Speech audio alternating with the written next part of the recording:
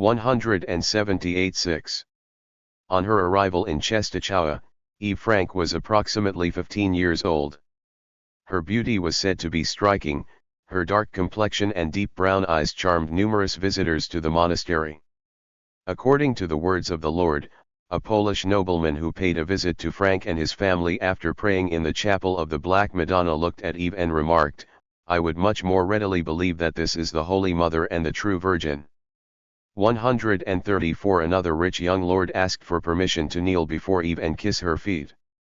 135. Step by step, an actual cult of Eve was introduced. The Frankist dicta give detailed directions of the way an initiate should behave in order to be worthy to come to the maiden.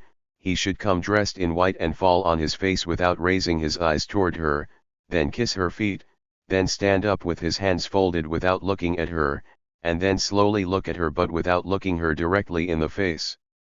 Finally, he will be allowed to kiss her hand.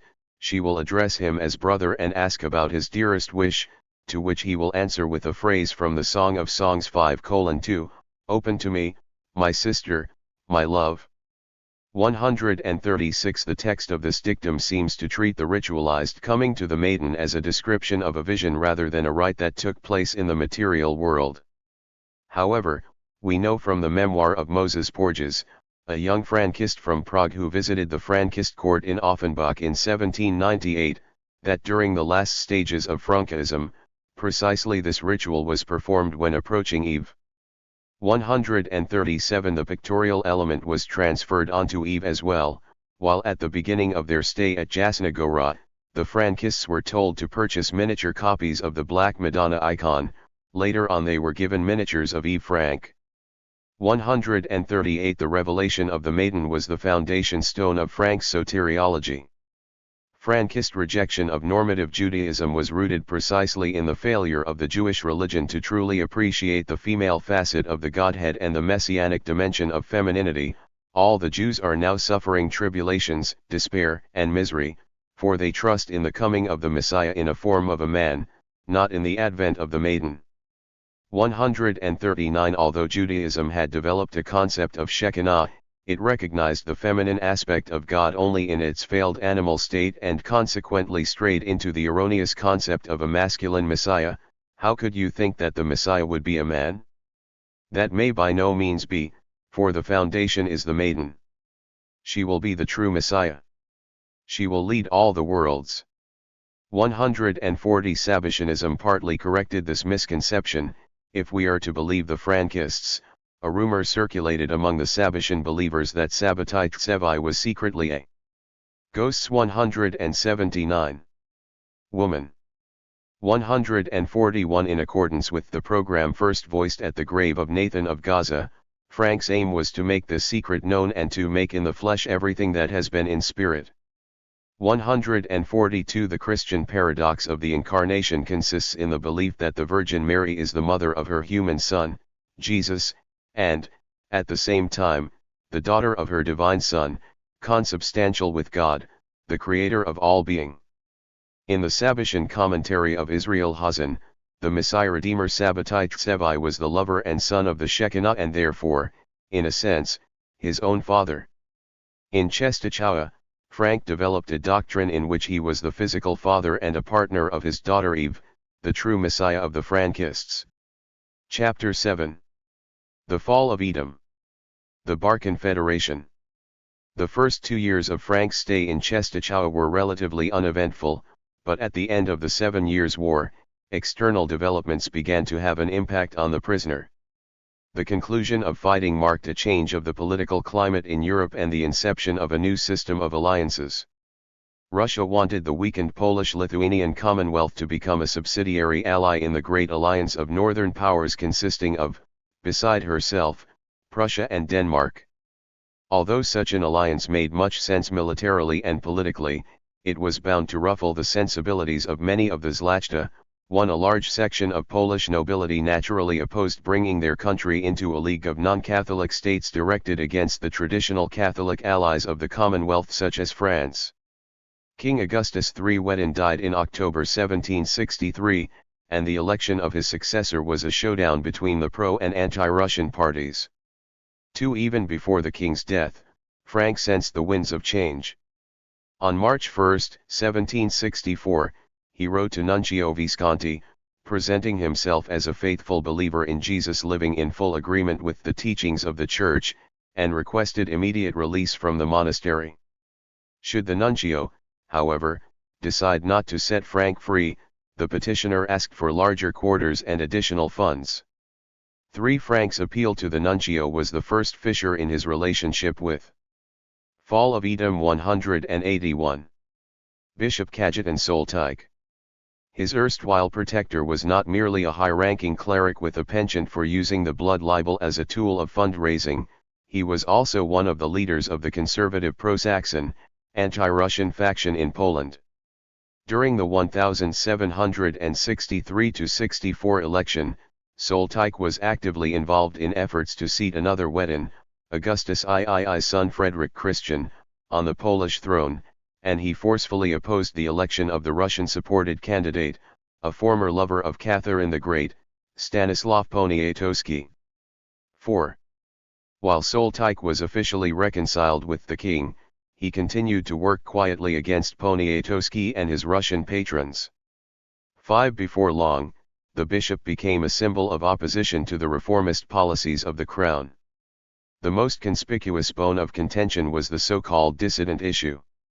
One consequence of the advance of the Counter-Reformation in the Polish-Lithuanian Commonwealth was the gradual encroachment on the rights and privileges of non-Catholic Christians. Step by step, the religious dissidents, as they were called in Poland, were banned from holding state offices, disenfranchised, and restricted in public worship.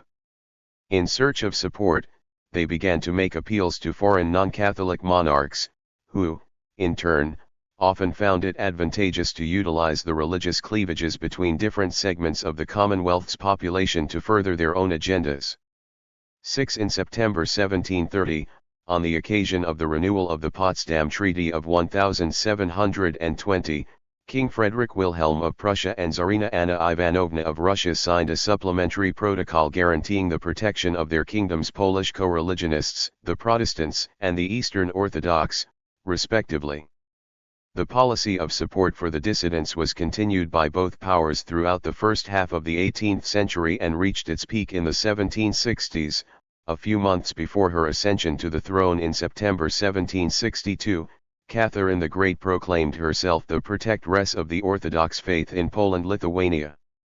7. For Russia and Prussia, the dissident issue was arguably the most powerful instrument of the divide-and-conquer strategy and a useful excuse to meddle in the matters of the Commonwealth at will. For the new king, it was the source of permanent difficulty, which necessitated constant navigating between the Scylla of acceding to ever-increasing foreign demands. 182-7.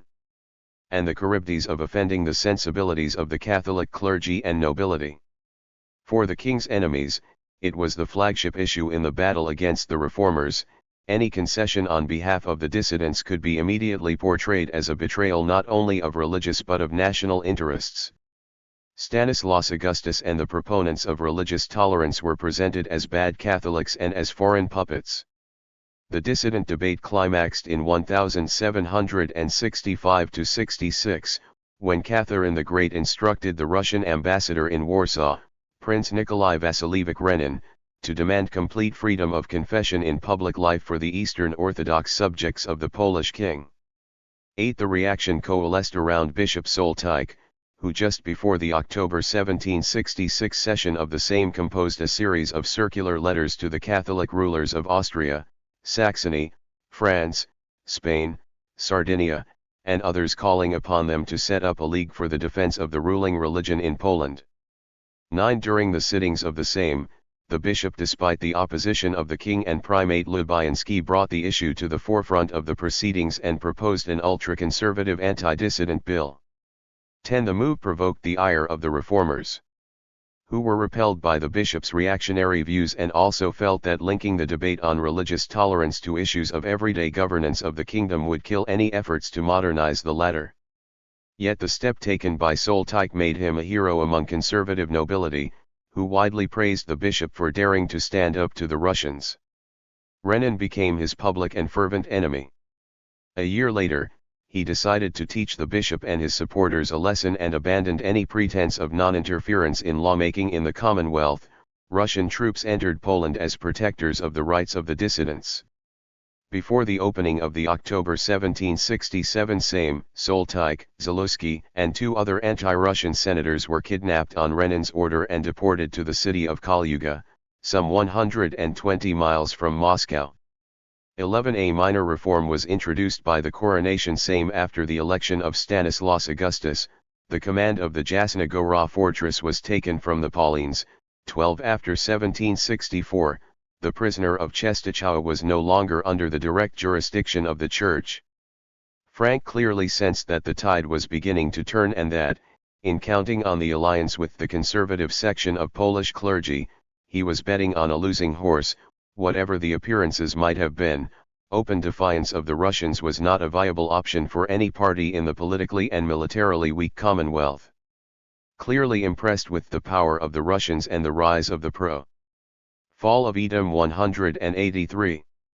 Russian party in Poland, Frank sought contacts with the winning side and began to consider a conversion to Eastern Orthodoxy. He stated, "Thus you did not understand now, when I sent you from this state to Russia, that there must certainly be there a greater, more precious, and a higher state. The great patriarchs and the pillars of the world were waiting for this state, and those words that you have from of old, dear is the scent which comes to me from the north." 13. Refer to that religion. 14. Frank probably gleaned his first inklings of Eastern Orthodoxy from the old believer Molada. According to various notes, in June 1765 the leader of the Frankists started to talk about Muscovy and Greek religion. 15. In the same month, he sent 3 emissaries to Moscow. In December, they reached Smolensk, where they obtained letters of recommendation from the local archimandrite. From Smolensk, they proceeded to Moscow, and after a 6-week stay returned to Warsaw in March 1766. In the Polish capital, they established direct contact with Lenin. 16. Jewish sources confirm that the mission of the 3 Frankist emissaries to Moscow indeed took place, but they ascribed the events to December 1767 to January 1768. 17. A letter from Barak Meretz Yavin to Rabbi Jacob Emden describes how the Frankists established contacts with representatives of the Russian military in Poland and through them with the Smolensk archimandrite. They told him that their leader, Jacob Frank, currently imprisoned in the Czestochowa monastery, had determined on the basis of the study of Kabbalistic books that Greek Orthodoxy was the true religion. Accordingly, they expressed the wish to convert to the faith of the Russians and requested the release of their leader from the monastery. Armed with letters of recommendation from the archimandrite, they arrived in Moscow, where they stated that Frank had come to Poland from Muslim lands in order to spread true Orthodox Christianity among the Jews, but had been jailed by the Catholics. If he were to be set free, they promised, 20,000 Jews would convert to Eastern Orthodoxy. The timing of the Frankist emissaries' mission was not lucky, however. Concurrently to their arrival in Moscow, their powerful enemy, the Stadtland Barak Meretz Yavin, also came to the Russian capital. Yavin deployed all his skills to thwart the Frankist stratagem. First, he spoke to the Polish ambassador in Moscow and other Polish nobles present at the court of Catherine.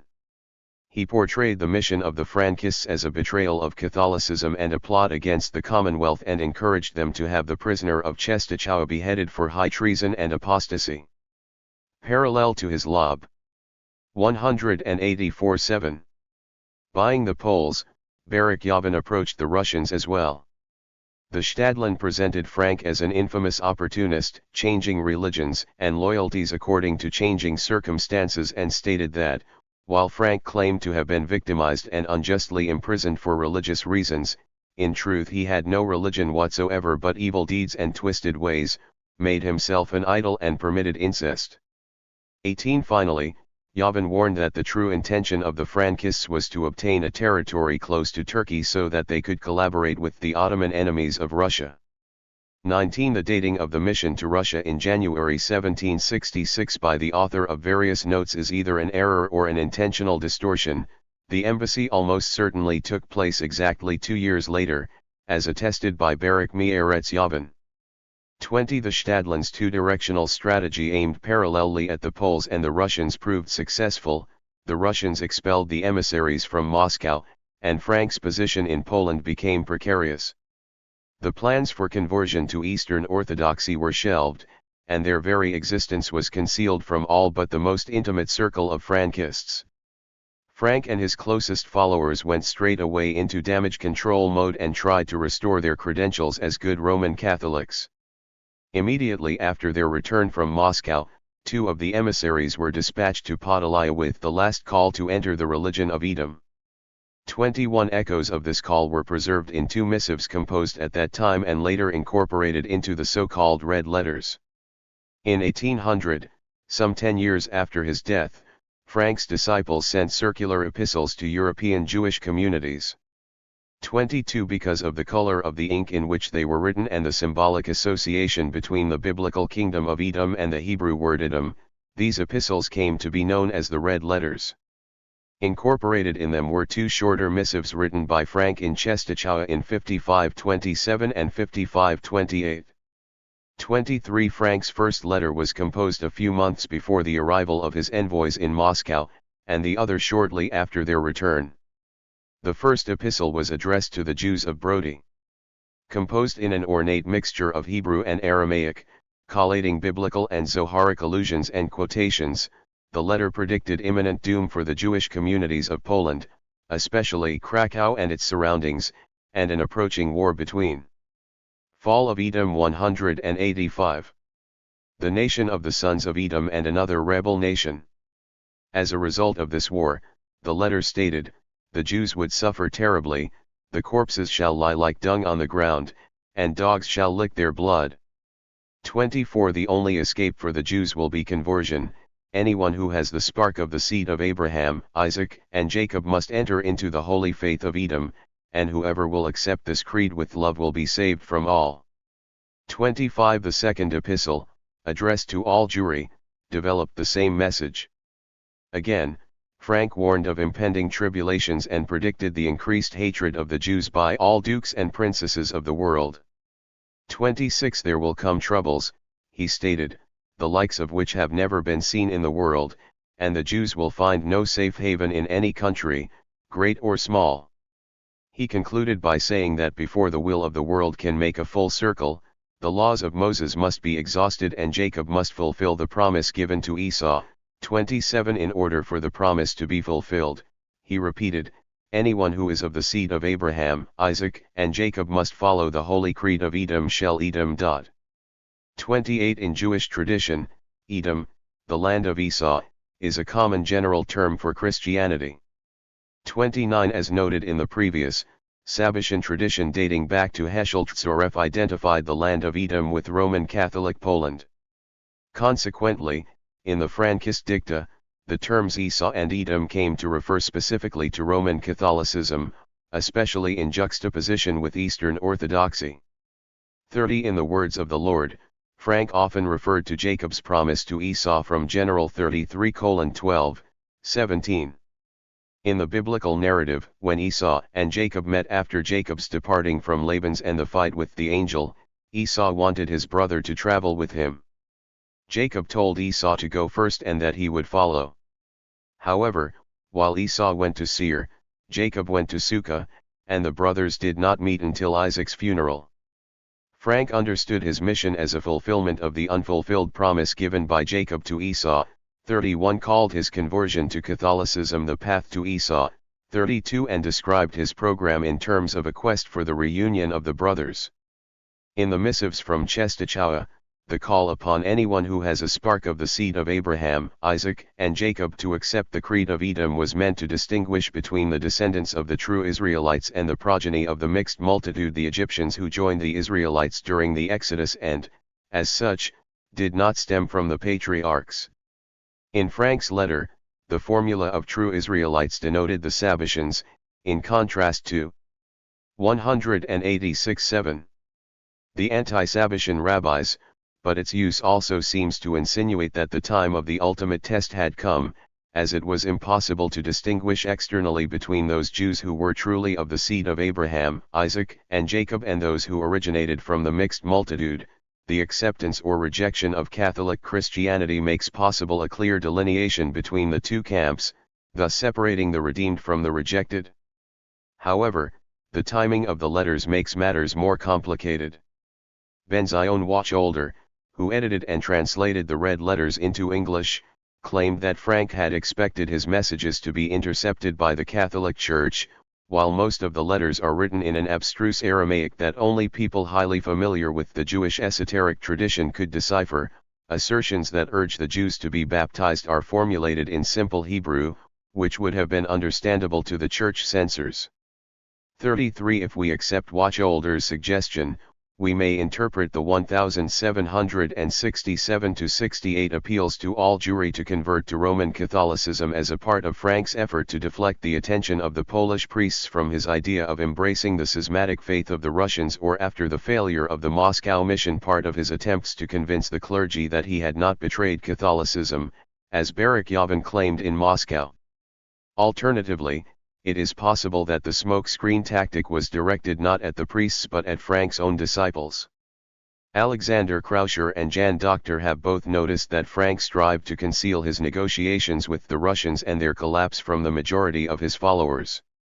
34. Given the role that the idea of coming to Poland/Edom played in the earlier Sabbatian theology of Heschel Tzoreff and the likelihood of success in persuading Sabbatians to convert to Catholicism in Lwów, it is easy to imagine that some Catholic Frankists might have seen his overtures toward Russia and Eastern Orthodoxy as dangerous vacillation or even betrayal.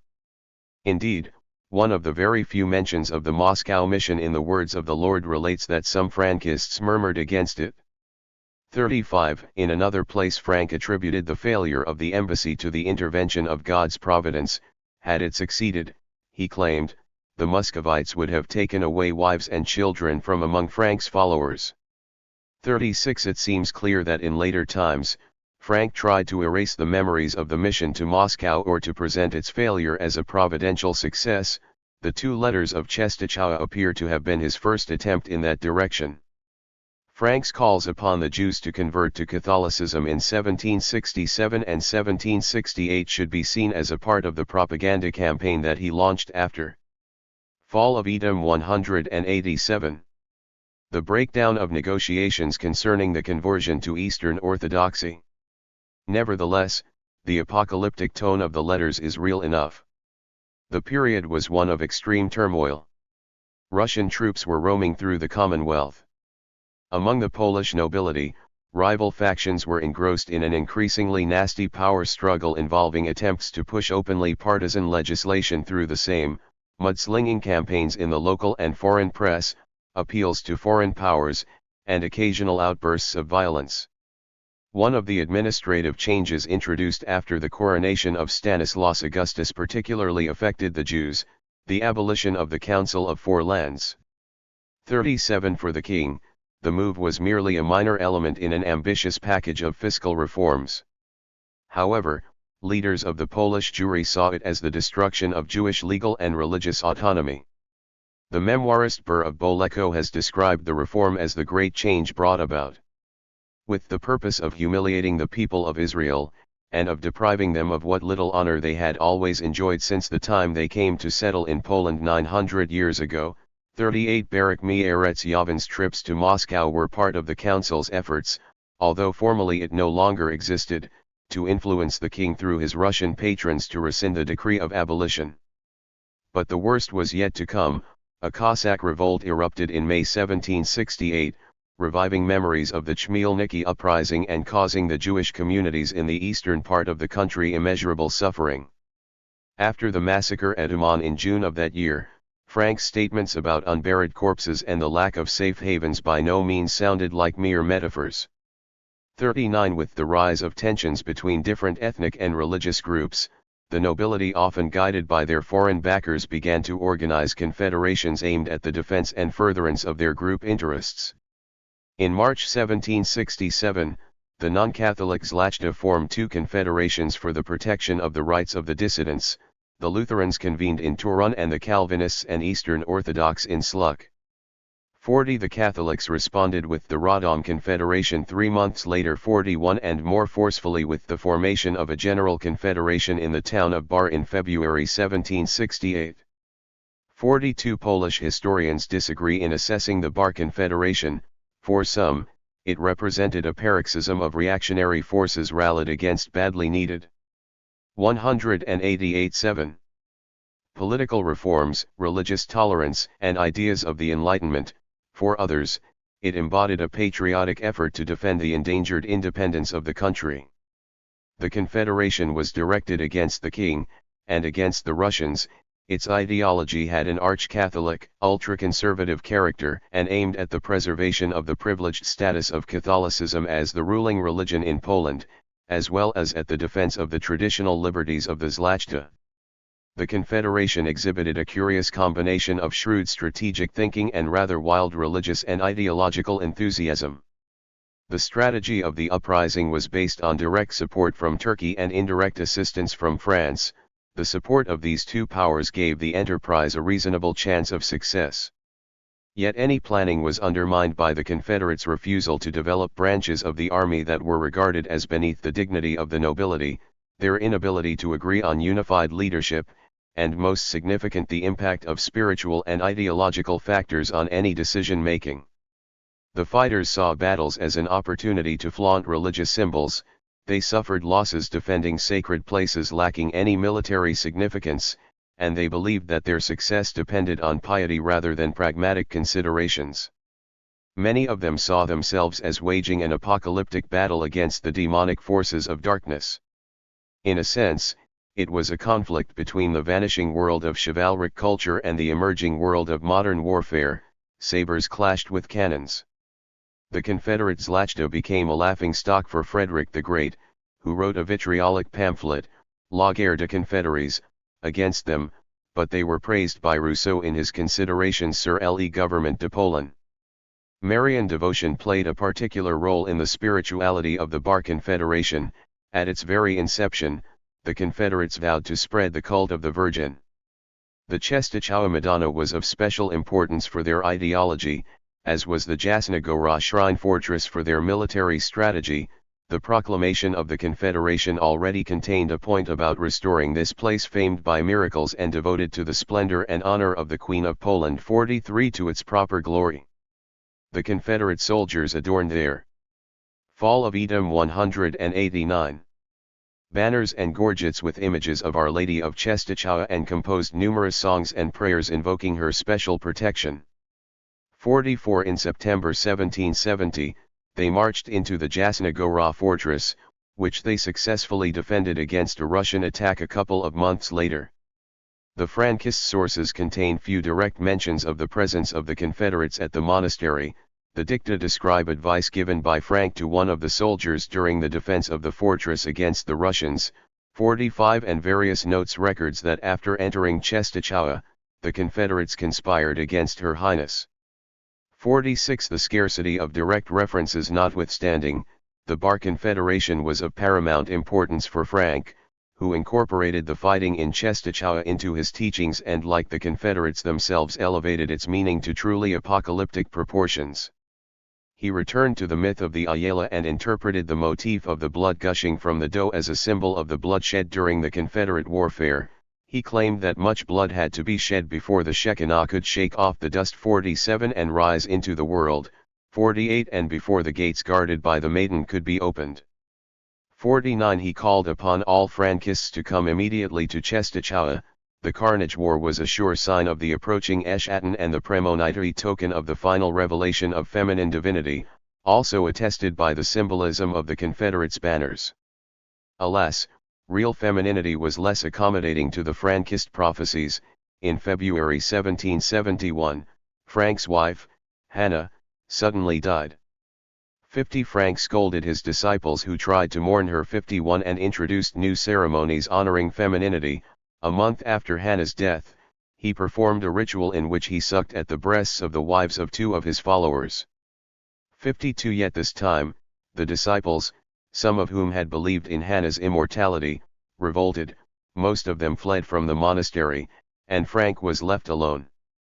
he spent a year in total isolation from everyone but his daughter, Eve. 53 The 1768–72 fighting saw changes in the fortunes of all parties involved. In the early stages, when Russia became embroiled in a war with Turkey, the prospects of the Confederation seemed promising.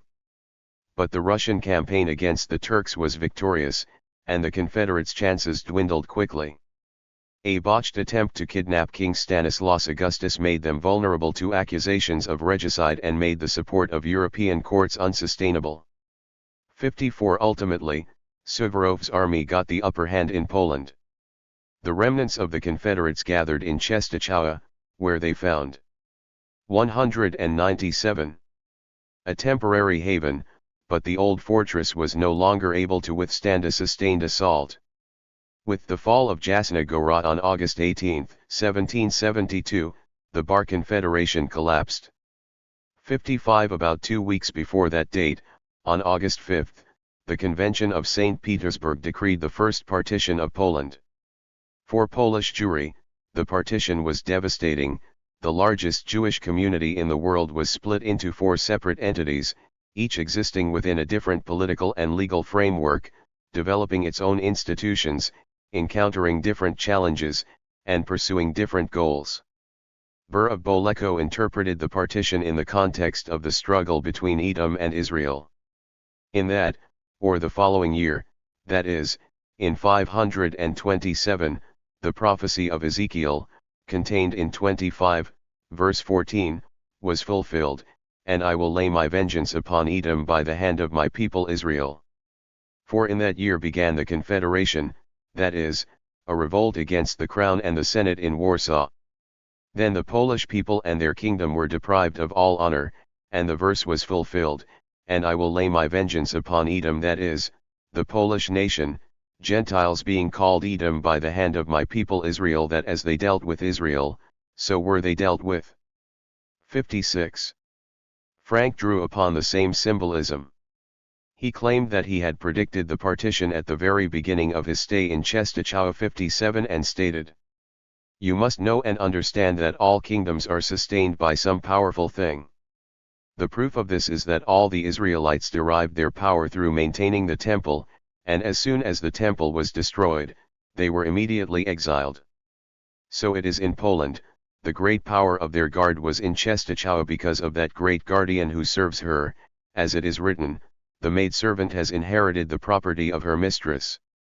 58 And when we came there, the country was divided and the words of Balaam were fulfilled, Wehoyo Edom Irisko, Edom will be passed on as an inheritance, 59 which has not ever happened since Poland became Poland. 60.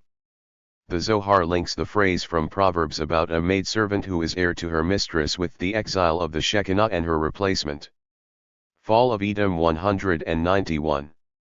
By the female demon, Lilith. 61 In the context of the previous discussion, the dictum can be taken to associate this motif with the occultation of the divine presence in the Czestochowa icon. The Shekinah was not simply present but was imprisoned in the portrait, as it were. To effect the final liberation of the feminine principle from the portrait, even the mighty kingdom of Edom must crumble. Frank invoked a Mishnaic statement about all kingdoms turning to heresy in the footsteps of the Messiah 62 and concluded, "And you see with your own eyes that all religions change and go beyond the borders laid down by their ancestors. It is already a few years since I told you that Poland would be divided into 4 parts. And the rest will also be divided." 63 Whether or not Frank predicted the partition, his disciples understood that the division of Poland represented an event of fundamental messianic importance. They flocked back to Czestochowa, abased themselves before their leader and Eve, and were punished.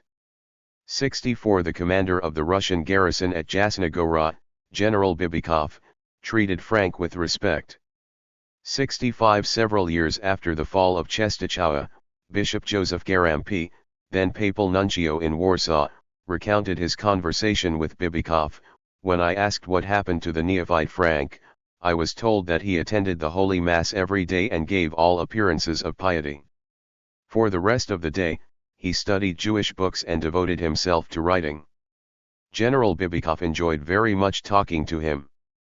66 Even more he enjoyed Frank's daughter, a modest girl who never left her father. Later, on arriving in Warsaw, Bibikov dispatched an order to release Frank from the monastery. 67 Apparently, although the Russians had rejected the offer of bringing the Jews into the fold of Eastern Orthodoxy, they had plans for the Frankists. After his release, Frank promptly left for Warsaw. In the capital, he was given passports by the ambassadors of the three partitioning powers. Equipped with these documents, Frank left Poland in mid-March 1773 for Moravia, the northernmost province of the Habsburg Empire. He stated, "Because of my daughter, I must now come to the country of the emperor, so that she might learn the language and the ways of kings." 68. Frankism in Moravia. Eve's linguistic training might have been important, but the real reason for Frank's settlement in the Habsburg Empire was the connection with SAB.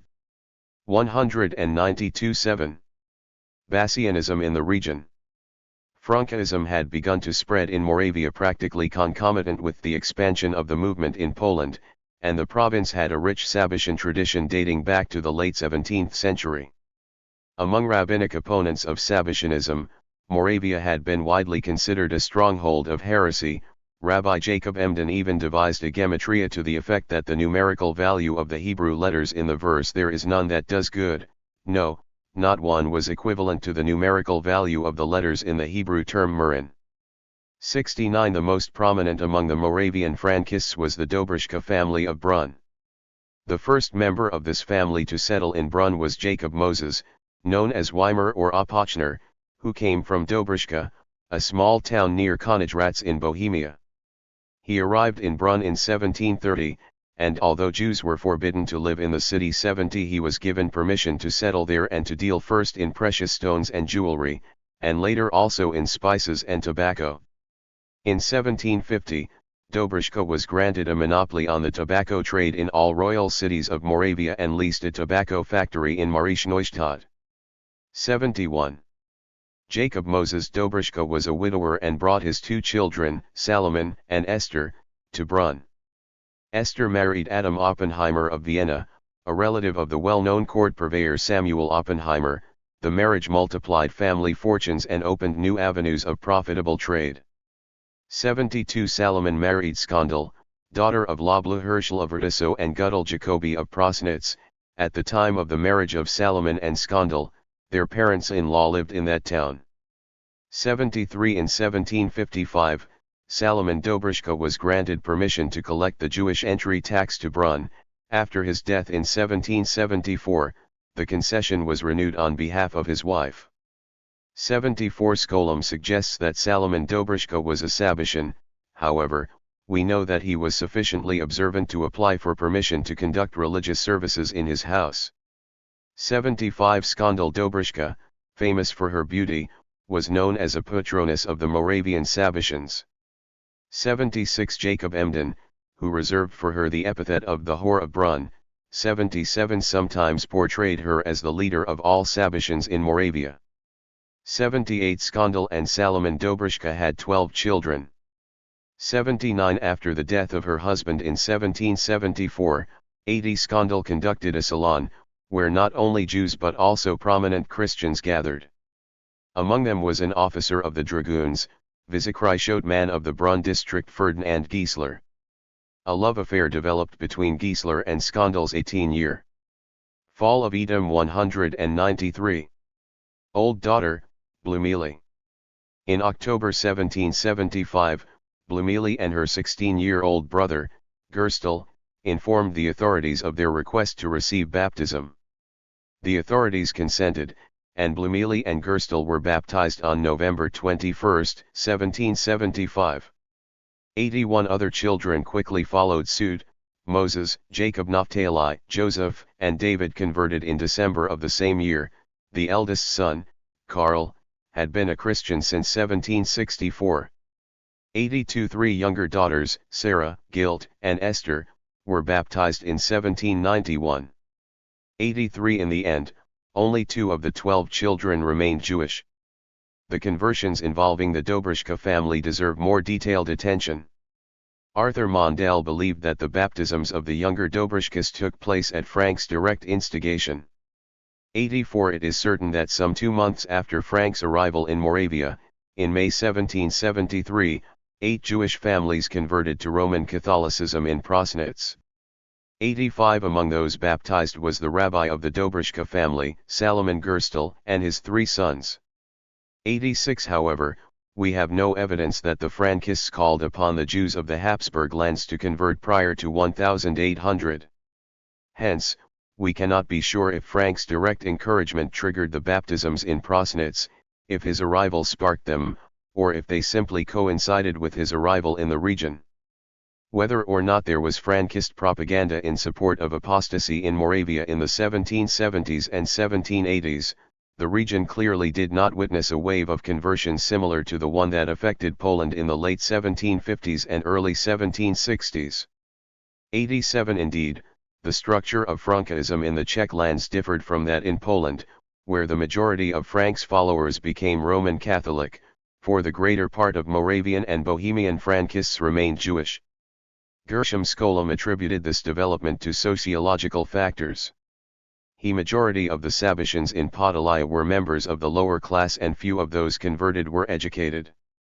The Sabatians in Germany and the Austro-Hungarian Empire were largely from a more wealthy background and many of them were men of considerable rabbinical learning. 88 Skolem's claim is only partly true. Some Frankists in the Habsburg monarchy did indeed belong to the richest Jewish families, which was certainly not the case in Poland. The issue of education is, however, more complicated. Communal rabbis were among the Frankists who converted in Lwów in 1759, and the formulation of the points for the disputations attests to substantial Jewish knowledge. If there was indeed a difference in the respective educational backgrounds. 194-7. Of the Czech and the Polish Frankists, it lay not so much in the lack of Jewish learning among the latter, but in the presence of Gentile education among the former. The Polish Frankists were not deficient in rabbinic scholarship, but it appears that only a minority had had contact with the non-Jewish world prior to their conversion. In contrast, many Moravian Frankists were fairly acculturated before they joined the movement. In order to appreciate fully the role and the meaning of conversions to Christianity in Moravian, and later in Bohemian and German, Frankism, we must place the phenomenon in a wider historical frame. We do not encounter celebrated mass conversions similar to those that took place in Salonika in 1683 or in Lwów in 1759 in the history of Sabatianism in Bohemia, Moravia, and Germany. Instead, we find single, private, or often clandestine baptisms and, most interestingly, rumors of conversions surrounding the most important personalities of the movement. A case in point is Rabbi Jonathan A. Beskutz. Contemporary Christian theologians believed that he was a secret proselyte and half-Christian. 89 And Christian groups disseminated accounts of his clandestine baptism. 90 Similarly, stories about secret conversions circulated around Skandal Dobruschka. 91 In her case, the stories were untrue. Not only did Skandal not convert, but she vigorously opposed the acceptance of Christianity by her children Blumeli and Gerstel without a real religious motive, and she even took the Gieslers to court, protesting against the conversion of minors without the consent of their parents. 92 As for the children of Rabbi Jonathan A. Beskutz, although none of them converted, most of them took Christian names. 93 Skandal Dobruschka also took the name Katharina. 94 Insofar as the case is representative, we may say that the Sabatians of the generation of Skandal Dobruschka adopted a Christian facade for the sake of social mobility but shunned actual baptism. This also indicates another aspect of the difference between Polish and Moravian Bohemian branches of Frankism. While Jewish acculturation or upward mobility in 18th-century Poland presupposed becoming clearly and unequivocally Roman Catholic, the situation in the Habsburg monarchy and especially in the German lands permitted greater social fluidity and less rigidly defined identities. The consequence was twofold. First, in Poland it was difficult even for a converted Jew or his children to be fully integrated into non-Jewish society. Polish pamphlets emphasize the Frankists' maintenance of a cloistered community long after their conversions. Despite their rise in social status, Polish Frankists could never dream of a career similar to that of the jurist and Fall of Edom 195. Reformer Joseph von Sonnenfels. 95 Second, the break with their Jewish background was necessarily exceptionally rapid and violent in Poland.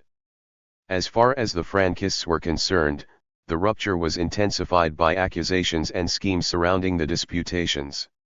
Those who converted in Lwów and Warsaw in 1759 broke virtually all contacts with the Jewish community. In contrast, 18th-century Habsburg history knows numerous cases of Jewish converts and their children who, despite the change of faith, retained links with their former religion and community. In many ways, Frankist converts from Poland were similar to medieval Jewish apostates, who were hostile to Judaism and its customs. By contrast, at that time many Jewish converts in the Habsburg monarchy had much more neutral attitudes.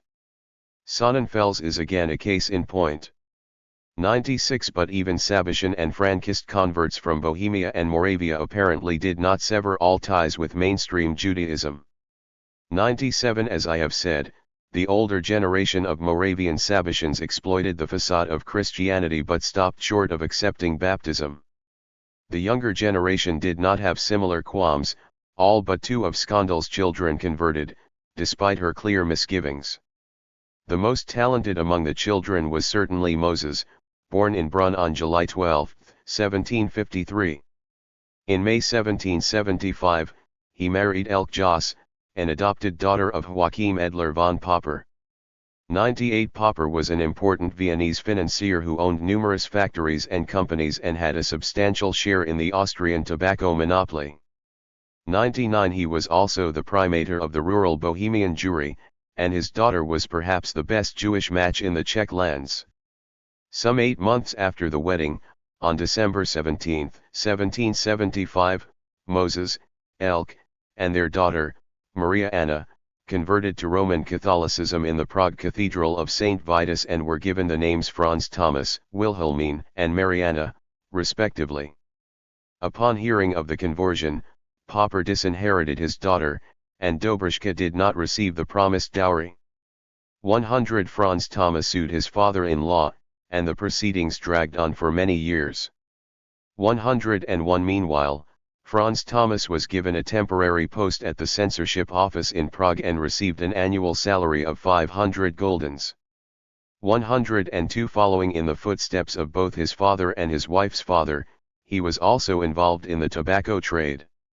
103 On July 25, 1778, Moses and Elke, together with other children of the Dobruschka family, were ennobled.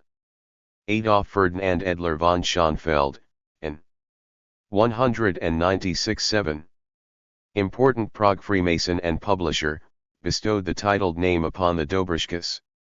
104 Moses Dobruschka became acquainted with the circle of reformers surrounding Joseph II and enjoyed some favor with the emperor, to whom he dedicated enthusiastic poetic eulogies. 105 The reformers gathered around Michael Dennis, who translated the famous forged epic of Macpherson, Songs of Ossian, into German. Dobruschka was employed as an assistant to Dennis and became acquainted with a group of former Jesuits who had found a new home in Freemasonry. 106 His Masonic connections developed and resulted, toward the beginning of the 1780s, in his involvement in the creation of the Order of Asiatic Brethren. I shall return to the history of this order in the next.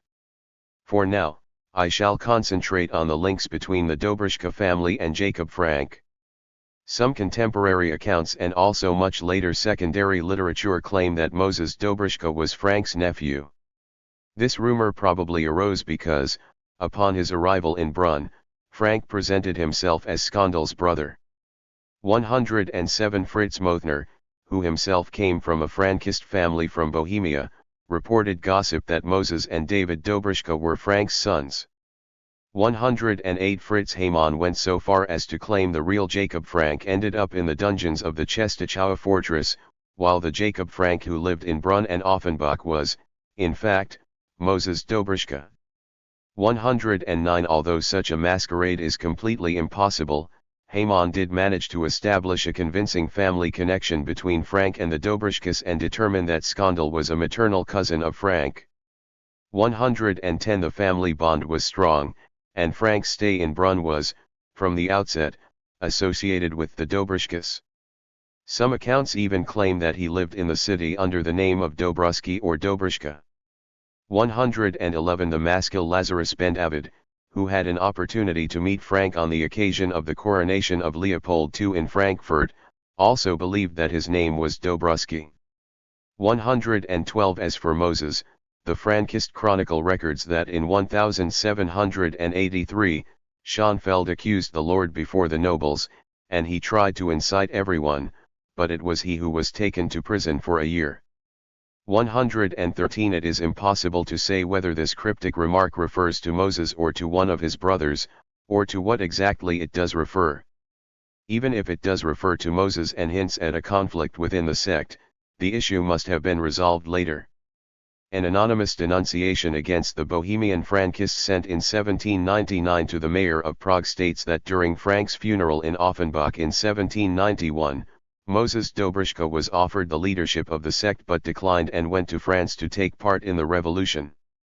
114 Along the same Fall of Edom 197 lines, George Forster noted that the Frankists had thought that 49 days after his death, the soul of Frank would incarnate in his nephew through a kind of Tibetan metempsychosis. 115 Practically all sources agree that Frank chose to reside in Brunn after his release from Czestochowa because of the connection with the Dobrishkas.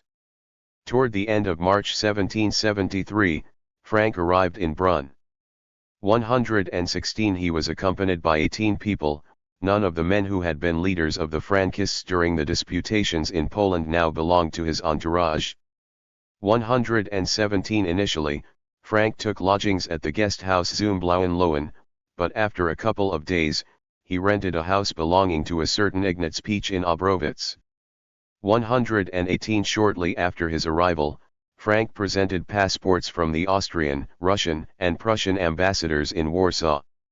119 He informed the authorities that he originated from Smyrna, had traveled from Poland, and wanted to settle in Brunn. He also requested permission to visit Vienna for a week, together with his daughter, and to send 4 of his domestic staff back to Warsaw. 120 Initially, the authorities were cautious. Count Karl Friedrich von Zollern, the prefect of the Brunn district, asked the Moravian gubernium for instructions. Suspicion was raised by the fact that Frank traveled with an entourage that was unusually large for a neophyte and in which his only companions were other baptized Jews. 121 The Frankists were also presumed to be Prussian spies. 122 The governor ordered Zollern to investigate more thoroughly. Zollern interrogated Frank, who presented himself as a merchant forced to leave Poland because of the adverse effect on trade created by current political disturbances. He stated that he owned large numbers of horses, sheep, and cattle near Czernowitz and had some possessions in Smyrna, whence he received revenues every 3 years. He said that he had no intention of following any trade or of working in Brunn and would live from his own means. Zollern also determined that Frank and his people behaved properly and lived within their means, without contracting any debts. Accordingly, the governor allowed the neophyte Joseph Frank to settle in Brunn freely and without any restrictions. 123 For over a year, the authorities did not concern themselves with Frank. Then, on July 31, 1774, Zollern received a letter from the Supreme Chancellor of Austria, Count von Blumenauge. 124 The Chancellor asked Zollern to investigate Frank's activities and to determine whether he was organizing a section. 125 He was also worried by rumors that Frank had presented himself as a messiah. 126 Zollern sent the Chancellor a copy of his earlier letter to the governor of Moravia, and added that Frank was behaving very well. Every day he attended Mass, confessed, took communion, and succeeded in converting some local Jewish. 198 7. Families to the true faith. 127 His proselytizing among the Jews was carried out under the direct supervision of the local parish priest and gave no reason to suspect any sectarian activity. 128 Zollern believed that the suspicions toward the Frankists were the result of a campaign of slander conducted against Frank by Bohemian and Moravian Jews and should therefore be ignored. The intervention from Vienna was indeed based on accusations disseminated by Frank's Jewish opponents. 129 Blumejean was informed that Frank had been arrested in Warsaw in 1760 because he claimed to be a new Messiah, preached the coming of Elijah, and considered himself a newly born Antichrist. The denunciation that caused the most stir was written by an erstwhile follower from Poland who had become disenchanted with Frank. On September 7, 1776, Jacob Galiński, a former rabbi of Glyniany near Lwów, sent a letter to Maria Theresa, in which he accused Frank of immoral behavior and acts against human nature, of extorting money from his followers, and of involvement in various subversive plots as well as spying on behalf of Russia. He also stated that Frank's only companions were converted Jews and that the Frankists formed a close-knit sect that only superficially adhered to the Christian religion. Despite the initial anxiety it had caused, in the end the Austrian authorities decided to ignore Galiński's denunciation, which returned it to the sender, suggesting only that he might pursue a civil case against Frank.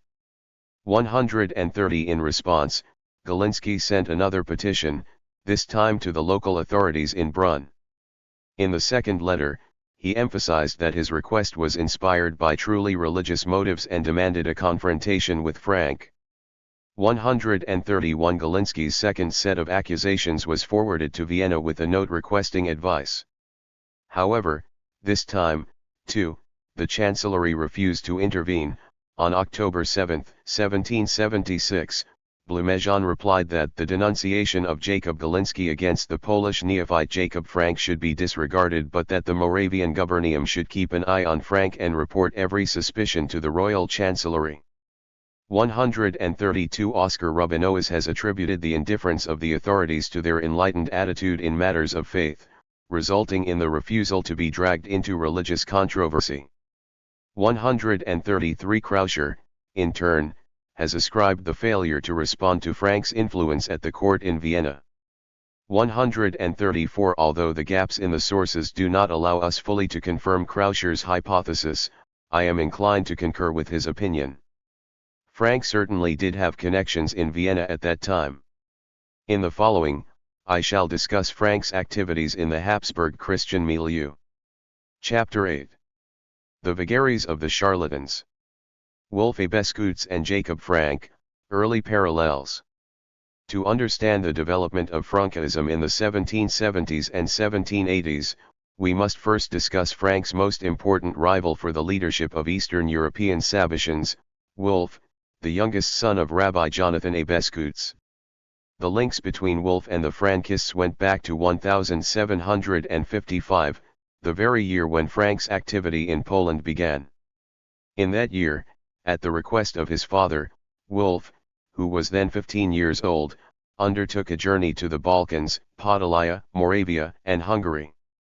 During his journeys, he reportedly met Frank II, as well as one of the most important participants in the Kamienice and Lwów disputations, Solomon Shore. 3 In Moravia, he associated with the Dobruszka family. He also had contacts with the Baalkaban, the disciples of the leader of the Donme, Berechiah, and either in a formal Jewish ceremony or according to some mystical Sabbatian rite he married Berechiah's daughter or granddaughter. 4 Greets, with his customary irony, described Wolf Abescuits as a small-scale Frank. 5 Aside from the direct influences and borrowings in doctrinal matters, there are clear phenomenological parallels between Wolf and Frank. Comparisons between the two already appeared in the earliest testimony. An anti-Sabbatian account from Sefer Shemush said that Wolf and Frank were as similar as 2 drops of water. Thus, Wolf could not write even a word in the holy language without a blunder and 3 mistakes, while Frank was incapable of speaking and of any language, he only stuttered and whistled and cried like a rooster, and so anybody who was not well accustomed to him could not understand anything. 6 Wolf was possessed by an evil spirit, and he had a sickness of falling to the ground and fell on earth and was saying the words of Kabbalah, while an evil spirit entered Frank and he fell on the ground and revealed secrets and mysteries. Wolf wore Turkish robes and a turban during midnight prayers, so did Frank. 7. As with Frank, during the Sabbatian ceremonies, the letters of the name of God shone on Wolf's chest, and the smell of the Garden of Eden surrounded him during his prayers. 8. Quasi-shamanistic trances involving falling on the ground and revealing Kabbalistic mysteries typified earlier Sabbatian prophets. For instance, it was reported that Heschel Tzoref in a manner very close to that of Frank and Wolf some 100 years later, who was seen by his adherents as a man of exceptional wisdom and by his adversaries as a semi-literate boor, also entered trances that allowed him to reveal the deepest secrets of the Zohar, which he could not otherwise have known or understood. 9. Frank's and Wolf's predilections for Oriental dress also originated in their shared Sabbatian heritage. In 1671, Sabbatai Tsevi demanded that his followers wear turbans. Yom HaMitznafet became a festival for the believers. 10. And there are numerous testimonies about various Sabbatian groups wearing turbans during special prayers. Likewise, wife-swapping ceremonies and dances around a naked woman were Turkish Sabbatian rites imported to Europe. In 1755, Frank returned to Podolaya as an emissary of the Donma of Salonika and an anointed inheritor of Berechiah. If the conjectures from the introduction are correct, his wife was the daughter of Levi Tova, leader of one of the most prominent groups of Donmet. During his youth in the Ottoman Empire, he experienced ecstatic trances, had visions, engaged in magical therapeutic practices, and learned the art of reading people's deeds and destinies from their physiognomies. As noted, after one such trance, the young and vain boor Frank metamorphosed into Haksam Jacob Frank, head of a Bet Midrash in Salonika expounding mysteries of the Torah. Upon his arrival in Poland, he presented himself as a miracle worker. He caused heavy stones to fly in the air or to float on the surface of a river, made an ox speak mysteries in a human tongue, and revived the dead. When Frank came to Lwów, local Jews were advised by their rabbis to lock themselves in their houses and not to look at his face, so that he would not cast a spell upon them. 11. In his early activities, he claimed to be guided by higher spiritual powers, saying that he could see a flame over the heads of the prospective disciples whom he was preordained to accept. He said that he had charlatans 201. Refused to take on those above whose heads he did not see the flame, although some of them had offered large sums of money. 12. In the first stages of his activity, Frank carried on in the Sabbatian tradition of prophets, charismatics, magicians, and miracle workers. Frank's later story, however, was not that of a simpleton turned sage, thanks to miraculous powers or a direct prophetic revelation. Important as these must have been at the beginning of his path, trances and revelations played no role in Frank's later career. Descriptions of ecstatic seances such as the one from Sefer Shemush invariably refer to his wanderjar in the Ottoman Empire, the period before Frank came to Poland and converted to Christianity, the period before Frank became Frank. The visions of a flame over the heads of his followers disappeared as soon as the Frankists became Christian. 13. Following his conversion, Frank became something else entirely. Wolf's contacts with the disciples of Berechiah during his journeys to the Balkans and especially his alleged marriage with Berechiah's daughter or granddaughter are clear indications of his attempts to tap into the same Sabbatian tradition. It seems that from 1755 to 1760, Wolf presented himself as a transmitter of secret Sabbatian beliefs from the Ottoman Empire and the Balkans to Eastern Europe and, accordingly, competed with Frank for the leadership of Podolian and Moravian Sabbatians. 14. Here is a description of what happened to Wolf one winter night in the Moravian city of Brunn. At the time of the Hanukkah, Wolf pointed to 8 lights against the firmament, and when Christmas Eve arrived, he said, "Lo and behold! The entire world, even the great sages tell us to play cards on this night, but we will not do so. We will be destroying the Kelipot." And he took a violin and started to sing songs and cried a great cry. And Wolf told the people who were there with him to look through the window, and they saw a pillar of fire coming from the heavens to the earth. And he also told them, when I call you, fall on your faces, because the power of destruction is great and you might be destroyed. And there were also sounds and lightning. 15. The motif of the pillar of fire standing between the heavens and the earth is, of course, familiar from the book of Exodus, where God led the Israelites through the wilderness with a pillar of a cloud by day and a pillar of fire by night. 16. In the Midrashim, this form of epiphany has been identified with that 202 of the Shekinah, the divine presence. Thus, for instance, in Pirkei Rabbi Eliezer, Abraham recognized the place chosen for the sacrifice of Isaac when he saw the glory of the Shekinah standing atop Mount Moriah in the form of the pillar of fire. 17. According to Lurianic Kabbalah, the sin of the first man caused the Shekinah to move up to heaven. Her subsequent descent has been associated with the ascending movement of the patriarchs and of Moses. The rise of Abraham, Isaac, Jacob, and Moses brought the Shekinah closer to earth again. 18. The descent of the divine presence into the emanation has been further described as her garbing herself in the Sephirah Malkut associated with the Messiah. According to the Zohar, one of the first signs of the arrival of the Messiah is the appearance of a pillar of fire extending from heaven to earth and visible to all nations. 19. Sabbatai Tzevai occasionally identified himself with the Shekinah, and the Sabbatian inversion of fasts into feasts was motivated by the rejoicing in the honor of the bride that has thus been revealed. 20. His prophet, Nathan of Gaza, also associated Sabbatai's messianic claims with the appearance of the pillar of fire. 21. Later Sabbatian prophets and messianic pretenders described their mission and tried to legitimize their claims by causing the descent of the Shekinah in the form of the pillar of fire. The testimony describing the pillar of fire descending upon Brun is undated, but we know that it describes events that took place during Wolf's return journey from Eastern Europe to Altena, and that the phenomenon occurred on a Christmas Eve, which came close to, or even overlapped with, Hanukkah. I believe that the pillar of fire and the lights and sounds on the sky were, in fact, Halley's comet and the accompanying meteorite storm, which were first officially recorded by the amateur astronomer George Palitzsch of Dresden exactly on Christmas, December 25, 1758. Wolf clearly wanted to use the appearance of the comet to gain a following and to confirm his messianic mandate. His efforts to attain the leadership of the Sabbatians in Eastern and Central Europe intensified a year later, in 1759, the year of the conversion of the Frankists in Poland. Following the wave of baptisms in Lwów in August 1759, a Beskuts called on the converts not to lose their Sabbatian faith and promised to come to them with a large group of fellow believers. 22. Wolf's efforts to take control of the sect climaxed after the Frankists were abandoned by Frank during his arrest and imprisonment in Czestochowa. 23. Reportedly, at the beginning of the 1760s, a group of disciples, deprived of Frank's leadership, proclaimed Wolf a Beskuts their leader.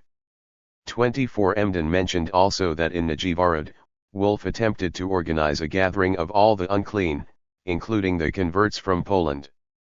25. The rise of Wolf a Beskuts. Wolf a Beskuts' attempts between 1755 and 1760 to take over the leadership of the Eastern and Central European Sabbatianism were unsuccessful.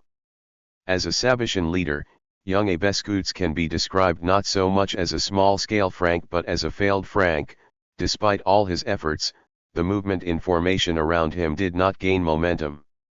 Whether because of insufficient personal charisma, or tactical errors, or simple bad luck, Wolf did not manage to unify splintered Sabbatian groups the way Frank did. In the course of his travels, young a Beskuts contracted large debts and had to return to Altena, where his father had to publish his unfinished commentary on Shulchan Aruch, Kireti Euphilidi, in order to pay the son's creditors. 26. However, within a couple of months, his financial situation miraculously improved and Wolf purchased one of the most impressive properties in the city. He bought a large house and estate, a field, and a garden full of exquisite and fine fruit trees. And he hired many painters and artisans and ordered them to rebuild the external wall from the side of the street, which was old, crooked, and crumbling. And he had it built tall and beautiful, with decorations made of precious stones and images of lion and wolf and his name Gvul Benjamin 27 carved upon the wall. Inside the garden, he had a wall of glass built, all the trees and plants were eradicated, and parterres made with arrangements of colored porcelain taken from broken china. He also had a wine cellar carved, inside of which there was a basin of water with engravings representing scales of sea creatures and conches, as it is customary among great lords. In the house, he had figures of naked courtesans dancing with lovers and hunting scenes of the priests of the goddess of the ancient Greeks, Venus. In his room, he hung a painting of a young man and woman embracing each other. In the garden, he also placed costly sculptures of marble and alabaster, statuettes of the Virgin with the Child and of other known saints. And he had a great chronograph, which is called Wandur, and which was decorated with the images of all the deeds of Jesus. 28. In his new estate, Wolf began to host lavish parties and established a private house of study headed by one of his friends or followers, Moses ben David of Potages. 29. He began to conduct himself ostentatiously and flamboyantly, purchased lands and properties, and bought himself various human pleasures. 30. He had a splendid equipage harnessed with expensive horses and a brigade of servants wearing special liveries. 31. His luxurious lifestyle quickly devoured even considerable resources. The gaudy parties aroused the indignation of the Jewish community, and the house of study came to be regarded as an almost open center of heretical Sabbatianism. Soon the mounting debts made it necessary to auction off the mansion. 32. Revealing to everyone's eyes Wolf's collection of objets d'art, including sculptures and paintings widely regarded as alien to the spirit of Judaism, idolatrous and immoral. The visitors also found a Sabbatian manuscript, a kind of manifesto. 33. The discoveries caused a considerable upheaval among pious Jews and compromised the position of the chief rabbi, who, encouraged by other rabbinic leaders, decided to send his son away. 34. In March 1762, Wolf left Altona, leaving behind a whiff of scandal and a trail of unpaid debts. He traveled in a new, gold-leafed carriage accompanied by 2 lackeys. The coachman sounded a trumpet, and a crowd gathered to witness the magnificent spectacle. 35. Wolf Abescuit's Sabbatian doctrines, expounded in the manuscript found in his house, have been masterfully reconstructed by Yehuda Liebes. From the perspective of the present discussion, however, more important than his teachings or beliefs are Wolf's appearance, patterns of behavior, even mannerisms. While the theme of Sabbatianism is prominent in the majority of Jewish accounts concerning young Abescuits, another element is equally important. Parallel to the accusation of Sabbatian heresy, Wolf was accused of unseemly, scandalous, or indecent conduct. Few of the testimonies attributed Wolf's misadventures to Sabbatian antinomian theology, most simply pointed to his appallingly lax morals, especially the sexual ones. Charlatans 205. At the end of the day, it was impossible to tell whether stories about Abescuit's liaisons dangereuses with a married Jewish woman, 36 married and unmarried non-Jewish women, 37 orgies and alleged incestuous relations with his sister, 38 or his habit of entertaining guests while sitting between 2 girls with his hands on their bosoms, 39 indicated his adherence to Sabbatian antinomianism or to licentiousness or even perversion. Even if these stories were exaggerated, and regardless of the motives underlying his actions, Wolf's conduct was totally unacceptable to the Jews of Altona. What most shocked and bothered pious members of the community was not only his heretical belief. In most Jewish sources, Wolf was not even rebuked because of his Sabbatianism, but for behavior blatantly not befitting a Jew. It was not uncommon among medieval and early modern Jews to imitate patterns of dress and behavior of their Christian neighbors. Indeed, there is hardly an element appearing in the testimonies about Wolf that does not appear in accounts about other Jews of the period. Contemporary writers bemoan the decline of morals and the widespread adoption of non-Jewish customs by the Jews. Thus, for instance, the well-known preacher Tzvi Hirsch Keitenover complained that nowadays Jewish women came to dress provocatively, not at all like daughters of Israel, so on the street one cannot distinguish between a Jewish woman and a noblewoman or one belonging to the townspeople. they walk with stretched out necks. 40 and bared breasts. 41 He also chastised Jewish men for shaving their beards, adopting non-Jewish names, eating forbidden food and drinking non-kosher wine, hunting animals for sport, and even for learning French. 42 Other sources also mention 18th century Jews who lived in lavish houses, fancied expensive clothing and jewelry, and traveled in coaches accompanied by footmen. 43 Wolf belonged to the upper stratum of the Jewish society, which like its Christian counterpart loved to make an ostentatious display of wealth and power. Since the Middle Ages, European Jewish communities had enacted sumptuary laws against luxury and ostentation. Communal regulations placed restrictions on the manner of dress, the wearing of jewelry, the number of guests permitted to attend festive meals, and so on.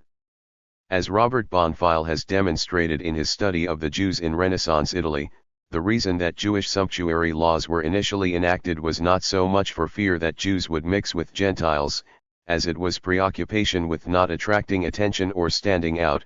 The idea was not to spark the envy of the Christians, who might have been tempted to impose high taxes. 44 Indeed, such feelings were expressed also by Keitenover and in some Tes. 206-8.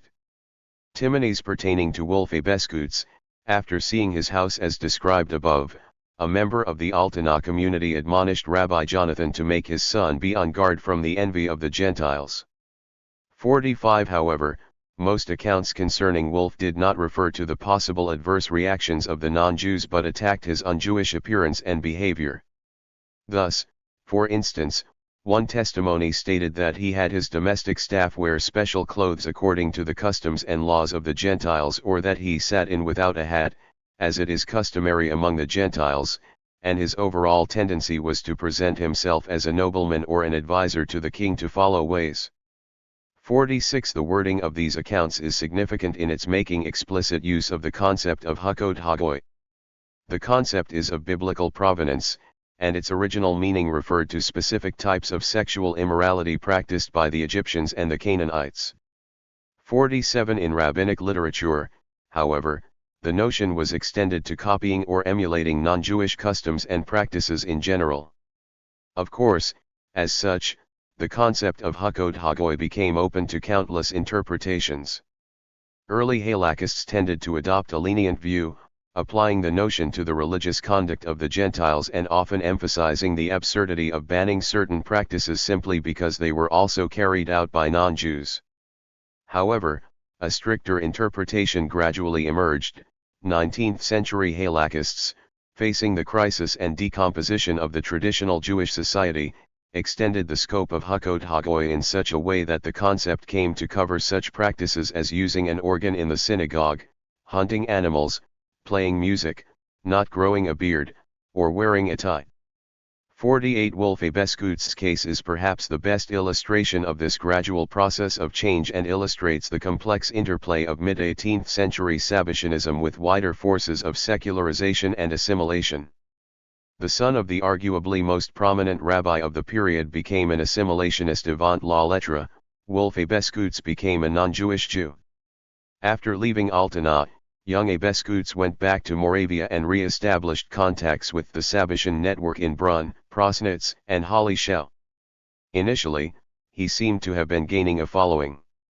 But before long, his creditors new and old caught up with him. He quietly fled Moravia and arrived in Vienna, 49, where he established contacts with Prosper. Charlatans 207. Us financiers and high society, fluent in French, he was seen socializing with people of rank and was reportedly received at audiences with Maria Theresa and Joseph II. 50 Through his contacts in the Austrian financial world, Wolfe found favor with a very important statesman who became his patron. 51 After a sojourn in the Habsburg capital, he moved to Dresden and became a court agent of Elector of Saxony Frederick Augustus. He resumed his hedonistic lifestyle, rubbing shoulders with members of the Saxon elite, rebuilding his art collection, establishing a curiosity cabinet and a treasure house compared by one source perhaps somewhat exaggeratedly to the famous Grundstwölbe of Augustus the Strong. 52 The same source also reported that during this time, did not behave at all like a Jew, he ate prohibited foods and publicly violated the Sabbath. 53 He purchased a manor in the vicinity of Dresden and a palace in the city itself. 54 He was known as Baron von Abeskutz, Baron von Adlersthal, or simply the Baron, and Christian noblemen thought he was one of them. 55 Baron von Abeskutz and Count von Frank. Stories about Wolf's baronial title demand some clarification. Following the mass conversion after the Lwów disputation of 1759, many of the Polish Frankists were promoted to nobility. Their ennoblement was based on an obscure Lithuanian law of 1588, which gave the prerogatives of the Zlachta to baptized Jews and their offspring. 56 The baptismal records from 1759 and 1760 already made use of this law. Names of the neophytes mentioned for the second time, as godparents of other converts, were usually preceded by the epithet generosus or nobilis. 57 The issue of the ennoblement of the converted Frankist was then taken up by the 1764 Sejm. The bill concerning the neophytes stated, it became frequent in Poland that some neophytes covet prerogatives of the Zlachta. Out of their innate cunning and greed, they push for offices and possessions with harm done to native noblemen. The Sejm revoked noble privileges granted to recent Jewish converts to Christianity and equated them with the burghers. 58 However, already during the next session of the Sejm, Lithuanian deputies demanded out of compassion restoration of the nobility of some distinguished and commended neophytes. The bill listed names of the 48 ennobled converts and granted the king the right to promote 10 more every year. 59 None of these names, 208 seemed to be in any way connected to Frank. Many recent Jewish converts in Poland, including some of those who were baptized in Lwów in 1759, lost their noble status in 1764. However, the noble status of Frank and his closest entourage was unchallenged. The legal system of the Holy Roman Empire did not have an equivalent to the Lithuanian Statute of 1588 invoked in the case of the Polish Frankists, and Jewish conversions in the Habsburg monarchy never resulted in automatic ennoblement. Generally, nobility was a Christian prerogative. The primator of the Bohemian Jewry and the father-in-law of Moshe Dobruschka, Joachim Popper, was probably the first confessional Jew to be raised to noble status by the emperor. 60 However, Popper's situation was in every way unique. Even baptism did not ensure ennoblement for Jews lacking his stature. Indeed, the difficulties encountered by Christianized Jews seeking noble titles in the 1770s might have deterred the Frankists from conversion in the Habsburg lands, as noted in the previous. In light of this, accounts of Wolf Abeskutz's ennoblement and his rank of baron need to be examined carefully. Rabbi Jacob Emden described how Wolf, after leaving Altena, traveled in an equipage accompanied by lackeys bearing his coat of arms on their liveries, a golden rooster called Capercaillie. 61 It was said that Abeskutz claimed that he had been granted the title of baron by the ruler of Altena, the king of Denmark, 62 in exchange for providing the Danish crown with a substantial, long-term, interest-free loan. According to Emden, however, all this was completely false. Abeskutz promised only to contribute a small amount to a loan offered to the king by several of the Jewish financiers of Altena. He never made good on his promise, and his writ of ennoblement belonged to another aristocrat and was obtained by Wolf through deceit and bribery.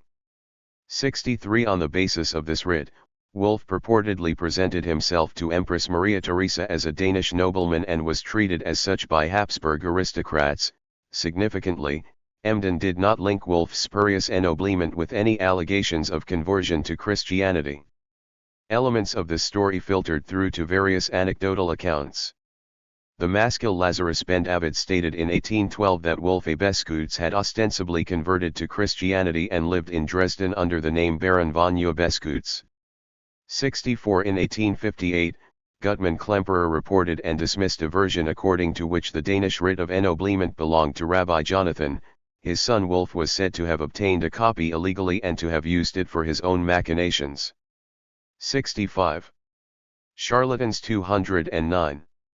According to Yashashakar Beer, on his arrival in Vienna, Wolf presented a passport in the name of Wolf Jonathan von Abeskutz and claimed to have been ennobled by the King of Denmark. He also stated that he had purchased a barony near Dresden, as a Danish nobleman residing in the Holy Roman Empire and wishing to engage in various businesses in the Habsburg territory. He petitioned Maria Theresa to be granted the imperial title of Baron, and the designation von Adlersthal added to his name.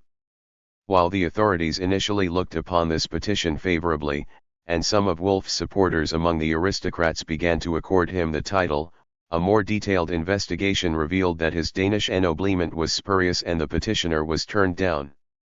In connection with the Austrian investigation, Beer mentioned that Wolf had told the priests of the Empress that he would convert to Christianity in Dresden, but now they realized he had not done so.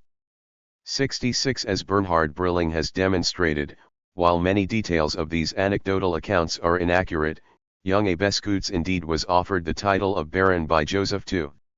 67 In July 1776, Wolf petitioned the emperor. He stated that he owned an estate in Preisnitz, near Dresden, and intended to purchase more properties in German lands. He claimed that he could have obtained a writ of barony from the King of Denmark, but he preferred to seek the title from the Holy Roman Empire. In Wolf's petition, the issue of his religious affiliation went unmentioned. 68 Joseph II accepted the plea, and a patent for Jonas Freiherr Wolf von Adlersthal was issued by the Habsburg administration.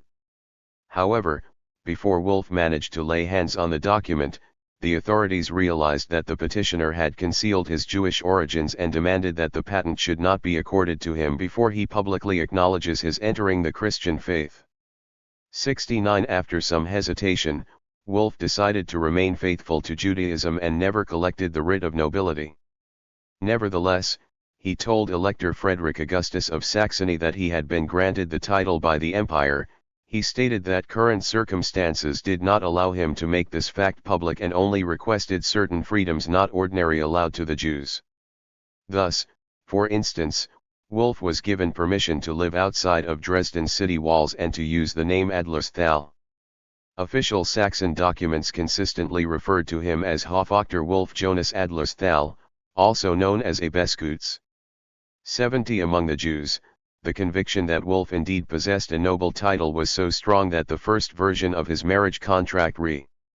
210 fared to him as Herr Baron von Adlersthal Hochwolfsborn aus Dresden. In this particular case, Wolf insisted that the contract be revised to include only the name Wolf Jonas Adlersthal. 71 But popular opinion persistently credited him with the title of Baron and, in some cases, linked acquisition of the title with conversion to Christianity. Aside from official occasions, Wolf did nothing to quell these rumors, he even seemed to promote them. His lifestyle definitely offered food for such speculations. In Dresden, he became a familiar figure among the city's elites. No longer a Sabbatian leader, he became a fake aristocrat and, on occasion, a fake Christian. Fascinating in itself, the story of Wolf's pursuit of barony becomes even more interesting against a wider backdrop. Wolf's petition was not the only request for a noble title by a Jew that the Habsburg authorities had to consider in 1776. A few months before being approached by Wolf, Joseph II received a petition from Jacob Frank. Frank's contacts with the emperor began a year earlier. On 19 and March 21, 1775, he was admitted, accompanied by Eve, to audiences with Joseph II, and on March 22 with Maria Theresa. 72 After the audience with Maria Theresa, Frank visited Schönbrunn and rented lodgings in the Graben. He swam in the Danube and, accompanied by 2 Cossacks and 8 Uhlans with standards, went for a stroll in the Prater. 73 As the Frankist Chronicle had it, the whole city was amazed. 74 A year after this first visit to Vienna, Frank moved to the city for several months and applied to the emperor for the title of Count of the Holy Roman Empire. As had been the case with the petition of Wolf Abeskutz, Joseph II initially seemed to welcome this request and ordered Chancellor Kaunitz to write to the Austrian resident in Warsaw, Revitsky, to learn more about Frank's background. 75 Revitsky responded that he did not have detailed information but only recalled rumors about Frank being a swindler who played the role of the Messiah among the Jews, many of whom even though he had been exposed still believed in him and gave him money. 76 A few weeks later, he inquired at the Warsaw Nunciatura and obtained a copy of the correspondence of Bishop Sarah with the Holy See and minutes of Frank's interrogation at the ecclesiastical court in 1759. He forwarded both documents to Kaunitz, 77, and the emperor decided to turn Frank down. 78 Within less than 3 months, Joseph II received both Wolfe Beskutz's request to become a baron and Frank's to become a count of the empire. It is possible, although not directly confirmed by any source, that the Kaiser made a connection between these two cases. Of course, Frank's situation was different from Wolfe's. He was officially a Christian and a Polish. Charlatans 211. Nobleman. Although Frank's noble status was never formally recognized in Austria, it was taken for granted in the correspondence between Revitsky and Kaunitz. Because he had previously been ennobled, Frank was able to seek the higher rank of count, skipping the lesser one of baron, no small feat, if accomplished. But even the failure to obtain the title of count and the exposure of Frank's past did not ruin his prospects in the Habsburg monarchy. Although his petition was rejected, his noble status was uncontested. Occasionally, he seemed to have implied that he was at least a baron, and he was often thought to be one by Jews and Christians alike. The Viennese court also did not turn its back on Frank after his failed bid to obtain a title. Frank was granted 3 audiences by Joseph II in 1777-79 and, on numerous occasions, visited the emperor in military encampments. 80 In November 1781, Russian Grand Duke Pawel visited the Frankists in Brunn together with the Kaiser. 81 When meeting the emperor, Frank was usually accompanied by his daughter, and rumors about Joseph's alleged affair with Eve started to circulate. 82 Possessing a noble rank had legal and practical consequences and was an important symbol of status. For Wolfe Beskutz, the false barony was a passport to the salons and a valuable business asset in his dealings with Christian aristocrats and financiers. As such, Wolfe's case was not common but by no means unique. In November 1775, Benjamin Honig, scion of an important family of Moravian tobacco traders, converted to Christianity, against the will of his father and his wife, who decided to remain Jewish, and he adopted the name Christoph Bienenfeld. Within a month after the baptism, Honig was denounced to the authorities as an insincere Christian who continued to practice some Jewish customs or even had secretly returned to Judaism. What is more, he had assumed without any royal authorization the name Baron Honig von Bienenfeld. Even though the authorities launched an initial investigation and Honig had to flee to Saxony for a few months, the matter was soon dropped. In the early 1780s, he lived in Vienna as a Christian nobleman, and neither his religious confession nor his noble status was questioned. 83 It seems that among Christian aristocrats with whom Wolfe Beskutz and Benjamin Honig associated, the pretense of a title and conversion were as good as a real ennoblement and a real baptism. 84 Beskutz and Honig were rich and powerful Jews who had business dealings with even richer and more powerful Christians. Their spurious noble ranks were marketing strategies utilized for social climbing. Fake a noble. 212 8. Ments of prominent Jews might have been polite fictions that facilitated contacts and created an illusion of equality. Whereas Beskutz and Honig never dared to use the titles in formal contexts or official documents, they might have been allowed to indulge their personal vanity on more informal occasions. Moreover, Honig's self-styled title sounded like a joke. It is highly unlikely that anyone took the noble pretensions of Baron Honey of the Field of B seriously. Honig could play an aristocrat, but it was obvious to everyone that he was only playing one. Wolfe Beskutz and Benjamin Honig's aspirations to nobility were expressions of their efforts to advance in non-Jewish society. While they both came from Sabbatean backgrounds, in their later careers they operated mainly in Christian milieus. Frank's situation was more complicated. He became a Christian and a Polish nobleman but also continued to be a leader of a Jewish sect, some members of which converted, while others remained within the formal framework of Judaism. If his pursuit of the title of Count was an exercise in social mobility, it also had an impact on internal affairs within the circle of his followers. The Frankists developed a peculiar mythology of nobility. The noble titles granted to some of them in the wake of their conversion in Poland were also treated as status symbols within the group, and external manifestations of noble rank became one of the most important semantic codes employed in Frank's teachings. Contemporary accounts mention that the Frankists who converted in 1759 immediately began to dress in zupans and to buckle on sabers.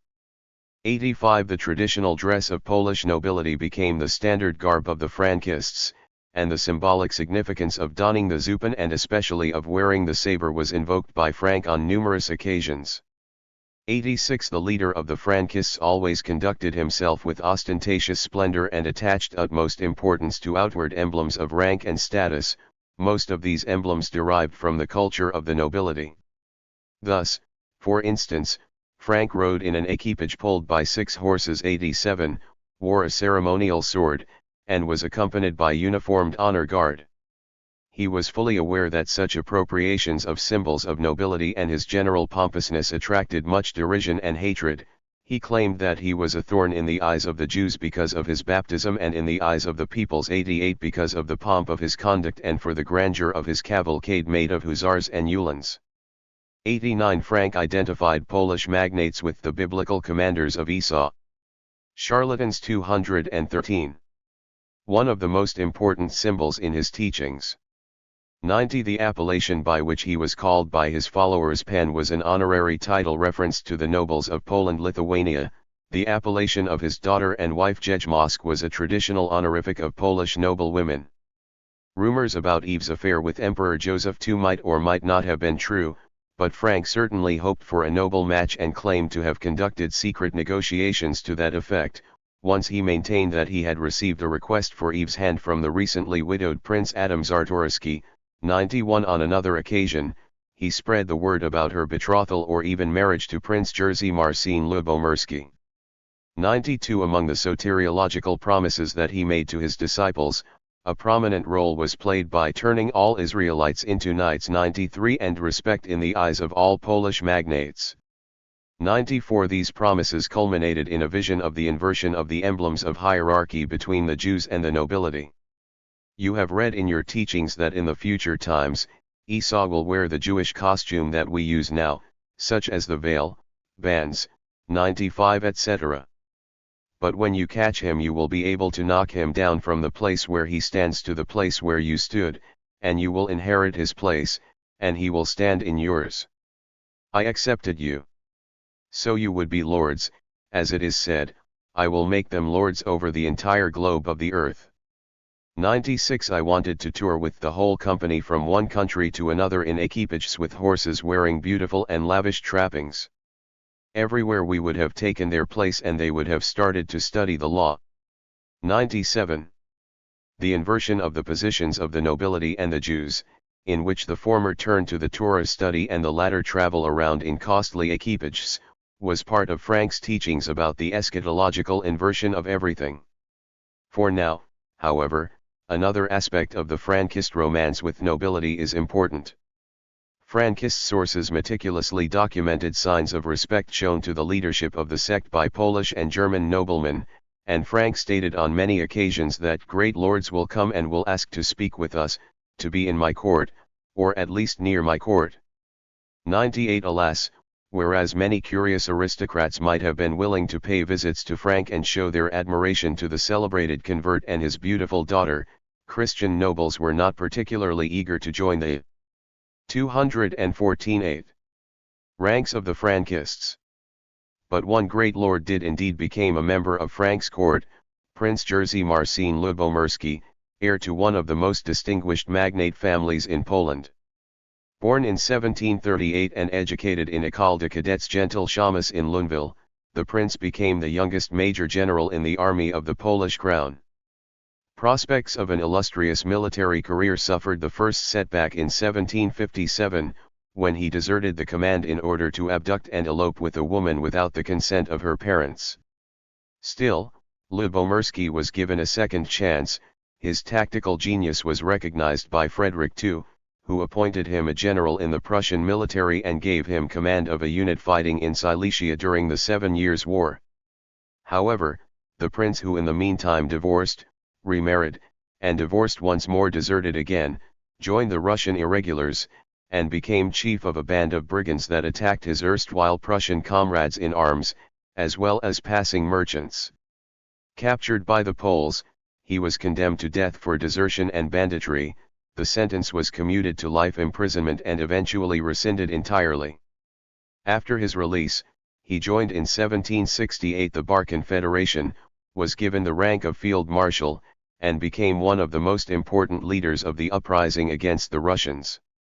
After the fall of the Confederation, he again switched sides, became a member of the Partition Sejm and a participant in a committee whose task was to set new borders of the Commonwealth.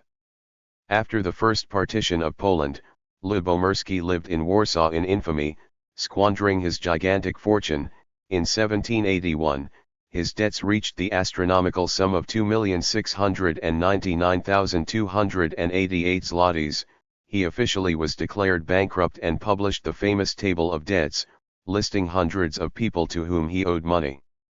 99 Lubomirski was arguably the most notorious and certainly the most colorful character of 18th-century Polish history. Scion of an aristocratic family dating back to the 14th century, he was heir to one of the largest fortunes in the Commonwealth. He managed to fritter his wealth away.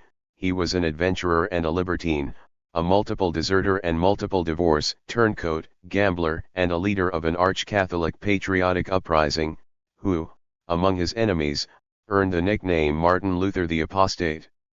Oddly enough, Lubomirski's fate intertwined with that of Frank from the outset. The first command he deserted was in Kamienice Podolski, and the prince witnessed the 1757 disputation in that city. In 1759, 150 converted Frankists were settled on the estates of the Lubomirskis. In 1771–72, Lubomirski stayed together with other Bar Confederates in the Czestochowa monastery fortress where Frank was imprisoned. Finally, in 1786, the ruined prince, Charlatans 215, approached Frank about becoming commander of his militia. The request was conveyed through the imperial privy councillor, Count Friedrich Karl Johannes Lichnowsky, who mentioned to Mr. Frank the most difficult situation in which His Highness has found himself. 100 According to Lichnowsky, Frank responded that he would be delighted to offer Your Highness the command of his personal guard, and thus contribute the splendor of Your Highness's name to the honor of his court. 101 A meeting between the parties was a contest of fancy and fashion. Frank appeared in a red silk zupan set with ermine and a tall fur hat adorned with hair and feather and a brilliant studded clasp, with a large diamond star shining on his chest. Lubomirski wore a white, gold, and red parade uniform of a general, with numerous decorations, including the Order of St. Hubertus on a sash.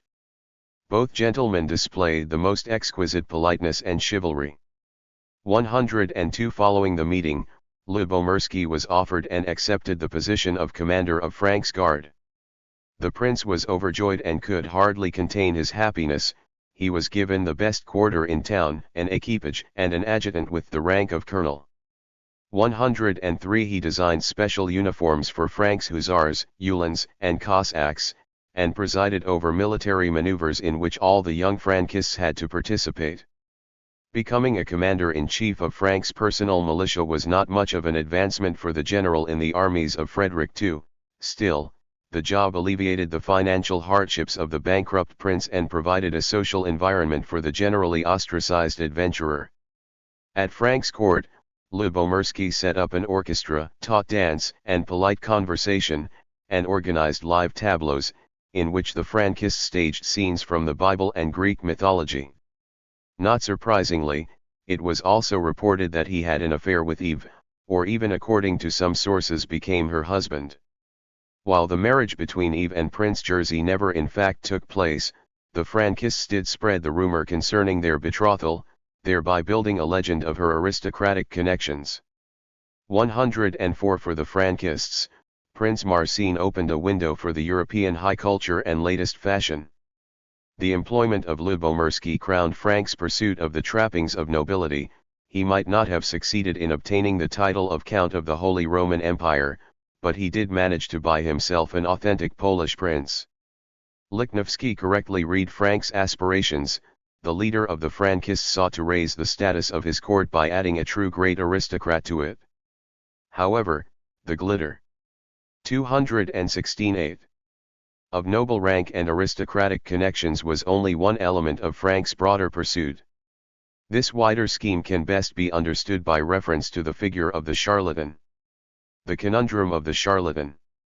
Lazarus ben Avid, who, as noted, alleged that the son of Rabbi Jonathan had converted to Christianity and called himself a baron, believed that Wolf's supposed conversion and noble rank were merely instruments to be used in the numerous charlataneries in which he was involved. Ben David got it right. Fake aristocracy and fake Christianity were indeed part of a wider pattern of Wolf's charlatanry, and the concept of the charlatan offers an invaluable key to the understanding of the fortunes of both Wolfe Bescoots and Jacob Frank. As the encyclopedia put it, charlatanry is the vice of him who strives to recommend himself, or things belonging to him, as being endowed with imaginary qualities. While charlatans obviously existed in every age and every class had its charlatans, in some periods charlatanry was particularly prominent and widespread. 105 According to the author of the most comprehensive study of subject, Crete de Francesco, charlatanry was especially likely to appear in the periods of social, cultural, and scientific change, in which empirical research outran theory, and the rapid development of technology eluded the abilities of its conceptualization, let alone the possibilities of explaining it to the general public. In other words, charlatanry was likely to hold sway whenever the fringe of the inexplicable became especially large and the gap between those in the know and the rest of the population particularly wide. The case in point was Wolfe Bescoot seeing the descent of the Shekinah in Halley's comet. The reappearance of the comet toward the end of 1758 was the first time that its advent had been accurately predicted by Halley and Clarent. All of Europe eagerly awaited its arrival, and the occurrence provoked considerable millenarian and apocalyptic speculation. Young Bescoots almost certainly expected it, having read about it in Christian newspapers or other publications. Wolfe's prediction of the descent of the Shekinah brings to mind Mark Twain's Connecticut Yankee predicting an eclipse of the sun. It was a textbook example of charlatanry. Bescoots used his foreknowledge of an imminent natural event in order to make an impression on the less knowledgeable, naive, and gullible audience. Charlatans 217. In a similar vein, after his return to Altona, Bescoots tried to ward off creditors by resorting to a supernatural means of making money. He took a bag of gold coins and had the coins smelted and the gold refined. Then he began to spread the rumor that he had mastered the science of alchemy and knew how to change copper into gold. The high-quality gold in his possession was reported to have been obtained through the alchemical process of sublimation. Altona's money changers thought that they had gotten wind of easy money and provided Wolfe with funding, hoping to receive pure gold in exchange in the future. Indeed, a few days later, they were given bars of gold, which were actually bars of copper plated with a layer of gold. When the money changers realized that something was wrong, they were told that the alchemical process was slow, the gold was still in an almost spiritual state, and, for a period of time, it should be locked in a chest without access to air until it fully materialized. Meanwhile, Wolfe demanded more credit, and it was extended to him. 106 Jacob Frank also devoted time to alchemy 107 and established a special laboratory at his court for this purpose. 108 The laboratory was said to produce large quantities of Hoffman's liquor, which Frank consumed daily, believing that it would make him immortal. 109 In the course of his experiments, he invented drops of gold, which were supposed to be a cure for every illness. 110 The cure was produced at the Bruncourt and distributed to needy Frankists elsewhere. In the Frankist sources, there is only one mention of someone actually taking the drops. Sadly, before long, the patient died.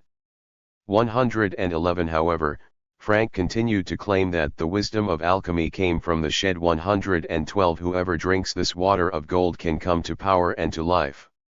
113. He also made frequent use of alchemical imagery, telling his disciples, for instance, that as the whole world seeks and desires to make gold, so I desire to make pure gold out of you. 114. The importance of alchemy can be gathered from the fact that he derided his Sabbatian former teachers precisely for not mastering its mysteries. On the 10th of October 84, the Lord, dressed in white, said, "If I knew at least that you had achieved the wisdom of making gold, then I would say nothing to you. And that is what I told Rabbi Issachar and Mordecai. I will not believe that you are chosen, unless I see that you possess that wisdom." 115. Wolfe Bescoot's and Frank's alchemical pursuits were highly characteristic for their epoch. In the second half of the 18th century, alchemy enjoyed a special vogue and became a favorite pastime of both rich and poor. It was practiced in all EU. 218. European capitals and major cities. It attracted the attention of the crowned heads and the nobility, but it was also widespread among the lower strata of society. According to George Forster, around 1785 in Warsaw alone, there were 2,000 active alchemists, the number simply stunning for one city, even a large one. 116. In 1768, August Fryderyk Moszyński, great Pantler of the Kingdom of Poland during the reign of Stanislaus Augustus, wrote a special memorandum detailing the tricks of the quacks who pretended to possess the secret of transmutation and warning the crown not to stake its economy on the promises of the alchemists. 117. The document clearly suggests that Stanislaus Augustus did entertain the possibility of replenishing the coffers of the kingdom through the services of alchemists. Indeed, needy rulers of the 18th century were constantly offered such services by wandering alchemists. Thus, Giacomo Casanova demonstrated his alchemical skills to Prince Charles of Courland and wrote for the prince a long description of the magnum opus. 118. The Comte de Saint-Germain knew how to ameliorate gems. On the request of Louis XV, he made pearls grow and removed flaws from diamonds without diminishing their weight or size. 119. He also offered to Frederick II a secret of transforming fine stones into precious ones. 120. In Warsaw, Joseph Balsamo vel Cagliostro gained the king's attention. While teaching local alchemists how to fabricate pearls, he was caught trying to fake an alchemical transmutation of a quantity of mercury into an ingot of silver. 121. Wolfe's and Frank's exploits resemble those of other personalities of the age. As with the affairs involving Casanova, Saint-Germain, or Cagliostro, their teachings and experiments were directed toward a public that already harbored beliefs and expectations about the nature and possibility of the alchemical process. But Casanova, Saint-Germain, and Cagliostro were much more than wandering alchemists selling their services to the needy and greedy. They belonged to the informal pan-European guild of the itinerant charlatans, whose members drifted from court to court, rotated from salon to salon, exchanging experiences, swapping mistresses, and underwriting one another's false bills of exchange. The knowledge of alchemy was only one of an international charlatan's many tools of the trade. Stefan Zweig gave the following description of his other features. They hear of a court, and in a trice they flock thither, the adventurers, in hundreds of masks and disguises. No one can tell you whence they come. They wear brilliant uniforms, said to be those of charlatans. 219. Some Indian or Mongolian army, and they bear pompous names, false as the jewels they flaunt on their shoe buckles. They speak all languages, claim to be the familiar friends of rulers and other people of importance. They devise a new trick for each court. In one, they let it be given out that they are Freemasons and Rosicrucians. In another, where the ruler has a lust for money, they claim to be extraordinarily well versed in the law of transmutation and in the writings of Theophrastus. To a prince whose chief interest is in the fair sex, they offer their services as pimps. To one who has warlike ambitions, they present themselves as spies. To a ruler with a taste for literature and the arts, they introduce themselves as philosophers and poetasters. They snare the superstitious with horoscopes, the credulous with schemes for enrichment, the gamblers with false cards, and the unsuspicious with a veneer of good breeding. But whatever role they choose, they are careful to invest it with an aroma of mystery which will make it more interesting than ever. 122. The second half of the 18th century was the golden age of the charlatans. The most important representatives of this type were contemporaries and often knew one another. Zweig's description brings together the elements of the ideal type of 18th century charlatan: his penchant for exotic oriental clothing, delight in fancy titles, multilingualism, bogus genealogies, his claim to have mysterious connections with ruling elites and secret societies, the ability to provide the most desired goods and services, the aura of mystery. To these, there might be added three other crucial facets: characteristic vicissitudes between extreme poverty and extreme wealth, a programmatically itinerant lifestyle, and a fundamentally pagan worldview.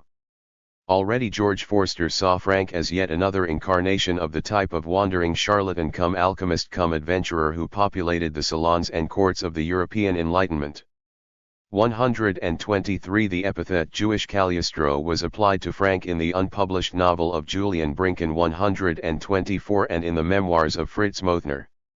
125. The parallel was further developed by Peter Beer, who pointed out the striking resemblances between Frank and Cagliostro, noting the ostentatious luxury of their dress, fake princely titles, and pompousness of their manners and conduct. 126. Finally, Harris Lenowitz has argued that the tradition of the charlatan best configures and his deeds. 128. Undoubtedly, there are far-reaching parallels between Frank on the one hand, and European charlatans, on the other. Wolf's and Frank's turbans and Turkish costumes might have come from the Sabbatian tradition, but they also clearly resembled Cagliostro's Coptic dress or the robes that Casanova wore during the ceremony meant to force gnomes to bring treasures to the surface of the earth. 129. All charlatans liked to make a show during their travels and fancied lavish equipages preceded by mounted trumpeters. The trajectory of their travels covered most of Europe and parts of the Ottoman Empire. Just as Joseph Balsamo became Count Alessandro di Cagliostro or, on occasion, Count Pellegrini, and Giacomo Casanova became Chevalier de Saint-Galt, so Wolfe Beskutz became Baron von Adlersthal, and Yankiev Lebowis became Baron or Count von Frank. Both Wolfe and Frank were or appeared to be multilingual, both provided various services to the rulers, and both were said to have mysterious connections. The key element, rightly emphasized by Zweig, was the aroma of mystery with which the quack imbued his appearance and all his actions. With respect to Jewish charlatans, this point assumes a special dimension. In her paper on the attribution of secrecy and perceptions of Jewry, Elishiva Karlbach describes how secrecy constituted a recurrent and inevitable motif in medieval and early modern Christian discourse on the Jews and Judaism. She argues that even though in the 18th century, a paradigm shift occurred and descriptions of the Jews became more realistic, thereby partly replacing the suspicion of secrecy by delight in difference, the fundamental perception of the Jews did not change during the Enlightenment, and Jews continued to be seen as trying to hide their inherent and essential difference. 130. While Karlevich's conclusions seem contradictory, she has touched upon an important issue. A paradigm shift with regard to the Christian association of the Jews with secrecy undeniably occurred in the 18th century. However, this shift did not transform the rejection of the Jews based on the attribution of arcane qualities, teachings, and practices into acceptance based on a more realistic perception. Indeed, if there was delight in difference with regard to the Jews among some circles of 18th century Christian society, it was stimulated precisely by the fascination with the secrets of the Jews. Among the upper echelons of charlatans. 221. A society that, in the words of Leibniz, delighted in getting to know things uncanny, secrecy turned into mystery, the very same qualities that repulsed anti-Jewish theologians of the Reformation often inspired Philo-Semites of the Enlightenment. The secret became the esoteric, and Jewish esoterica became part of what Christoph Pomian termed the culture of curiosity. 131. To be sure, Christian interest in Kabbalah and Jewish esoteric lore can be traced back at least to 15th century Florence. However, early Christian Kabbalah was the province of a small group of erudite scholars. In the 18th century, it became a fad. Many important personalities actively pursued their interest in secret teachings of Judaism. To give only two prominent examples from the geographic idea of Frank's activity, Count Heinrich Brull, who played such an important role in the early development of Frankism, owned one of the largest Kabbalistic libraries in Europe, and the mistress of Augustus the Strong, Countess Kozel, not only studied Kabbalah with a Jewish teacher but was reported to have secretly converted to Judaism. If the aroma of mystery was one of the most important qualities of the 18th century charlatan and Jews were seen as repositories of mysteries, no wonder that Kabbalistic studies and other Jewish secrets became favorite components of the charlatan's persona. Casanova's links with the Jews and Kabbalistic pursuits will be discussed below. Rumors about Cagliostro's Jewish extraction multiplied 132. He himself publicly claimed to be a pupil of Shmuel Falk, the Baal Shem of London. 133. Saint Germain was reported to be fluent in Yiddish. 134. And, among various parentages ascribed to him, a Portuguese Jew figured prominently. 135. Both Cagliostro and Saint Germain were believed by many to be the newest incarnations of the immortal wandering Jew. 136. Regardless of whether these Jewish links and lineages were true, they were believed to be true by the public. The demonic Caliph Alkjerstan, protagonist of Empress Catherine the Great's anti-Masonic satire of Maciejko, was an intentional conflation of Cagliostro and Falk and was recognized as such by at least some of the play's spectators. 137. 138. Against this backdrop, Wolfe Beskutz's and Frank's contacts with the Christians appear in a different light. In contrast to many other charlatans, they both were authentic Jewish Kabbalists who could play upon their origins and education and who often capitalized on the Christian vogue for Jewish. 222. 8. Esoterica. In the context of the discussion of the international charlatans, the best illustration of this issue is the contact between Frank and Casanova. Frank and Casanova. Giacomo Casanova was much more than one of the many 18th century charlatans. He was the theoretician and eulogist of their way of life, as well as the historian of their guild. 139. On the pages of his memoir, Histoire de ma vie, we encounter Saint Germain, Cagliostro, and a plethora of minor quacks. He also had some knowledge of Hebrew, numerous contacts with Jews, 140, and a lifelong interest in things Jewish. 141. At the age of 16, he successfully defended a doctoral dissertation in canon law on the subject Yitrum Hebrae Passant Construer Novas Synagogas. 142. In addition to all this, he was an avid practitioner of various occult disciplines and claimed to be thoroughly acquainted with Kabbalah. 143. In winter 1758, when Halley's comet was shining in the heavens, Casanova was in Paris, embarking on one of his greatest schemes. Upon arriving in the city, he was invited to visit a great lady, the Marquise d'Urf. During a polite conversation, the Marquise expressed her deepest regret that, as a woman, she could never enter communication with elemental spirits. However, she added, there was a secret process through which a hermetic adept could cause a female soul to reincarnate into the body of a male offspring of the union between a human man and a semi-divine woman. Surely, she hinted, it was not beyond Casanova's powers to perform such a union and to produce such a child. Indeed, the operation was not beyond Casanova's powers. After long preparations, he managed to perform the union with the septuagenarian lady and to relieve her of a significant portion of her fortune. 144. But before he could embark on his arduous task, the elemental spirits themselves had to be consulted. Here is a description of Casanova's first conversation with the Marquise. Madame d'Urf's greatest chimera was believing in the possibility of conversing with what are called elemental spirits. She would have given everything she possessed to acquire the art. Confronted with me, she thought she had reached her goal, Does he know what secret I lock in my soul? Certainly, and he must tell it to me if I question him. Can you? Charlatans 223. Question him whenever you please. Whenever I have paper and ink, and I can even let you question him yourself. Write a question addressed to him, as if you were putting it to a mortal. Trembling with joy, Madame d'Urf writes her question, I put it into figures, then into a pyramid as always, and I make her obtain the answer, which she herself puts into letters. She finds only consonants, but by a second operation I make her obtain the vowels, which she combines with the consonants, and she has a perfectly clear answer, which surprises her. I left her, taking with me her soul, her heart, her mind, and all her remaining common sense. 145. The numerical oracle employed by Casanova during the Marquise d'Urf affair is mentioned in several places in Histoire de ma vie.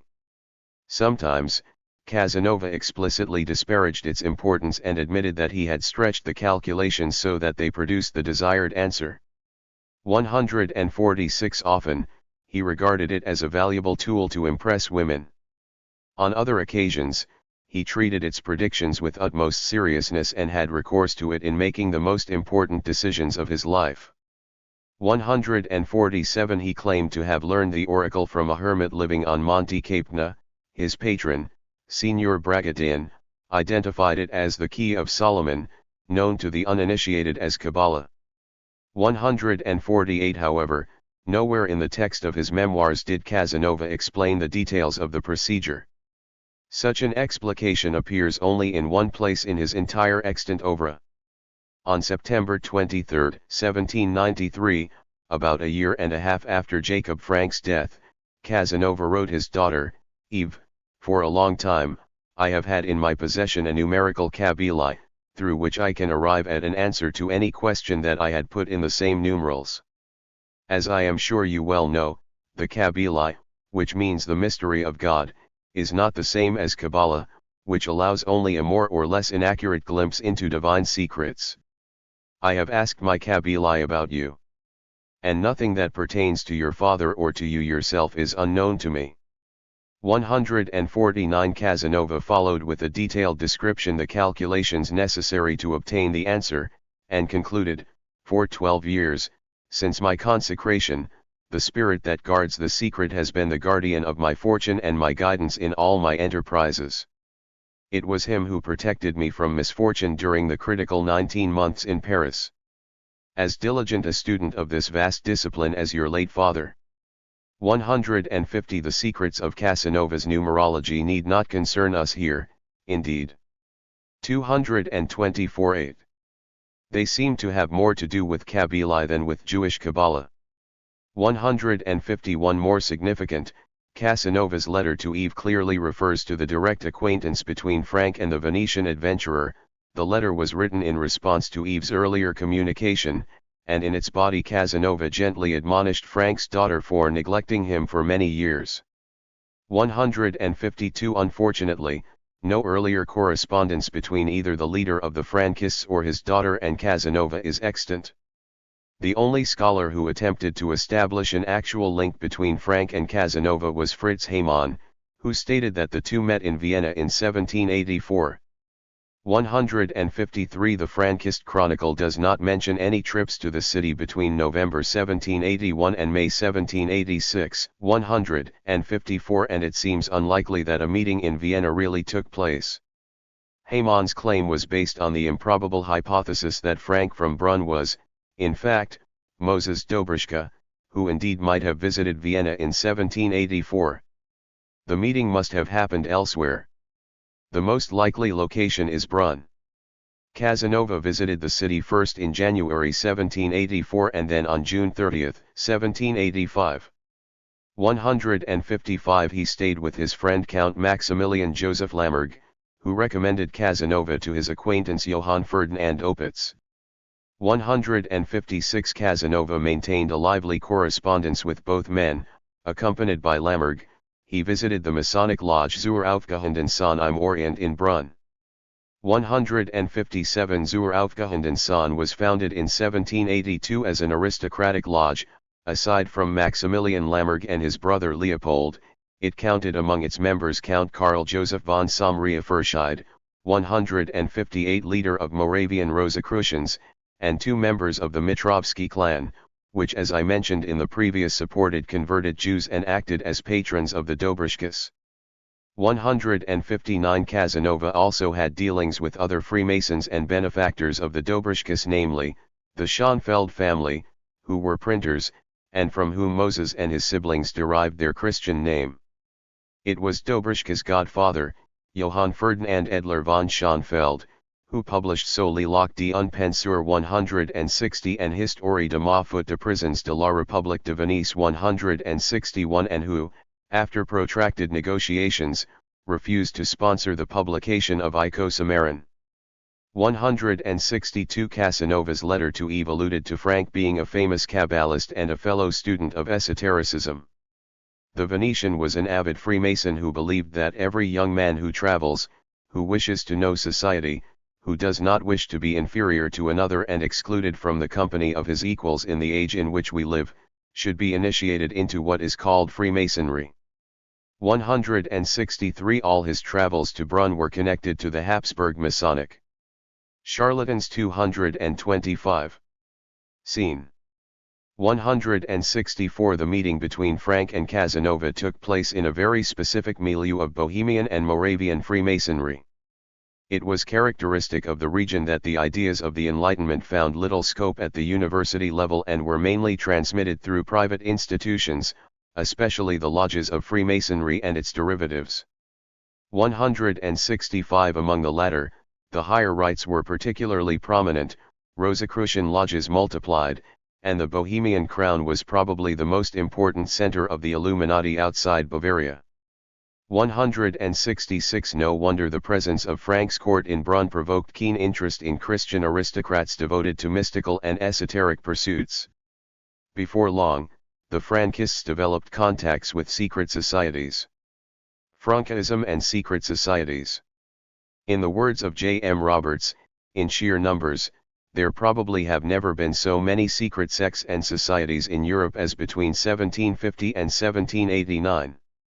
167 The connection between the Frankists and these groups has been elaborated in the works of Jacob Katz and Gershom Scholem.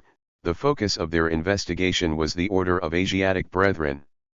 The order, known initially as Die Ritter de Lix and later as Die Bruder St. Johannes de Evangelissen aus Asien in Europa, was founded in Vienna in 1780 or 1781 with the avowed purpose of creating a Masonic organization accepting both Jews and Christians in its ranks. 168 The central figures in the founding of the order were an impoverished Bavarian aristocrat, Hans Heinrich von Ecker und Eckhofen, and Moses Dobrishka. Franz Joseph Molitor, who wrote his account of the history of the Asiatic Brethren in 1820, described the beginnings of the order. Die Brüder de Heiligen Johannes aus Asien initially called themselves Die Brüder de Lichts. The known leaders of the order were a certain Schoenfeld, who had a great knowledge of Hebrew and Chaldean, and Eckhoff, both of them lived in Vienna. Schoenfeld was a grandson of the famous Rabbi Beskutz from Hamburg, who was a member of the sect of Sabbatai Tsevi. After the baptism, Schoenfeld became a court librarian in Vienna and inherited many rare manuscripts from his grandfather, upon which he based the rites of the Brüder de Lichts. Because of his origins and because of his knowledge deriving from these manuscripts, there was always a 226 connection to the sect of Sabbatai Tsevi, which had many followers in Poland, Hungary, and Bohemia. 169. Of course, Moses Dobrishka was not Rabbi Jonathan A. Beskutz's grandson.